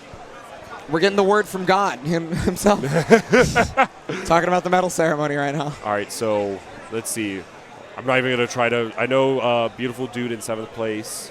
We had who was the other player? It's LordSpectrex. Yeah, LordSpectrex was also 7th place. Then we had 5th place was JukeBoxHaru. JukeBoxHaru. And Fist. Yes, and then 4th place being, 4th place was. Let's see, so it was DLC. Fame 96. Fame 96, there it is. 3rd place SKD. 2nd place Dragon Lord Z. And your grand champion Betadood. I love it. I love it so much. He finally did it, dude. You never, honestly, Beta gets like 2nd place or 3rd place at almost literally every event that like SKD or Fame or all these other players go to. But now being able to take CEOTAKU, I mean, I believe there was a Frosty Faustings that he took, right? But that was the. Did he lose to? He lost to Kizzy. Okay. So Kizzy did win that. All right. Because literally. No, I remember it being close, and I even commentated that match actually, but I just couldn't remember the result. It literally, he had the win, but he had to do micro dash 3C, Carnage Scissors, but he didn't have to do. He could have gone straight to Carnage Scissors to kill, but he said he was like, I want to get this optimization. Micro dash 3C didn't come out, like it came out late because he teched, punished him, killed him. But he's finally done it. But he did it. He finally did it. Look at that man right there. So yeah, 7th place going to. Like LordSpectrex is going to be the first 7th place. Yeah, we'll see. All the way out of Britain, made a real long flight to get here. It doesn't look like the camera is showing the... Other 7th place right now is going to be Beautifuldude from UYU's own. Yes, sponsored player. His first CEOTAKU top 8, actually. Yes. And then JukeBoxHaru is going to be 5th place. Yes, so now we're going to see JukeBoxHaru getting the medal. Also in 5th is going to be Fist, the bang that shocked the world. The most unconventional bang. Let me see. Coming up in 4th place, the man with reactions, the man with Terami, Fame 96, otherwise known as Fen JP. Right after that, 3rd place is going to be SKD, Panda Global's SKD. He's the extraordinaire. 2nd place, another player from Britain came all the way, the people's champ at this point, honestly, DLZ. Yeah, the cheers. I'm sure you can hear from our mics. Like, DLZ. And that was the last one. And now, your grand champion, CEOTAKU 2019, Betadood.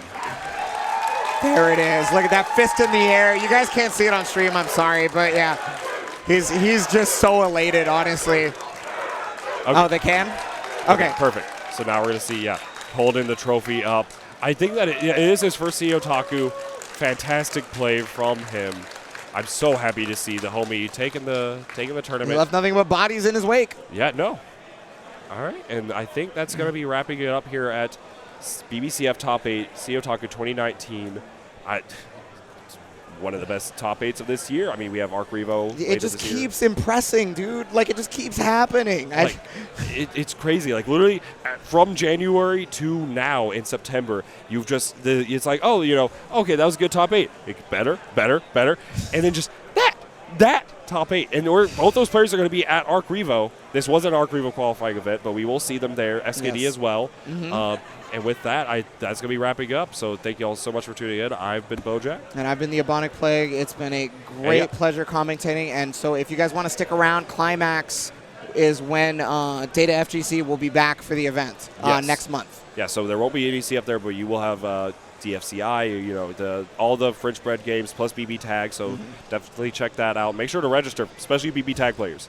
But yeah, with that, we're going to be signing out. So thank you so much, guys. Have a good one.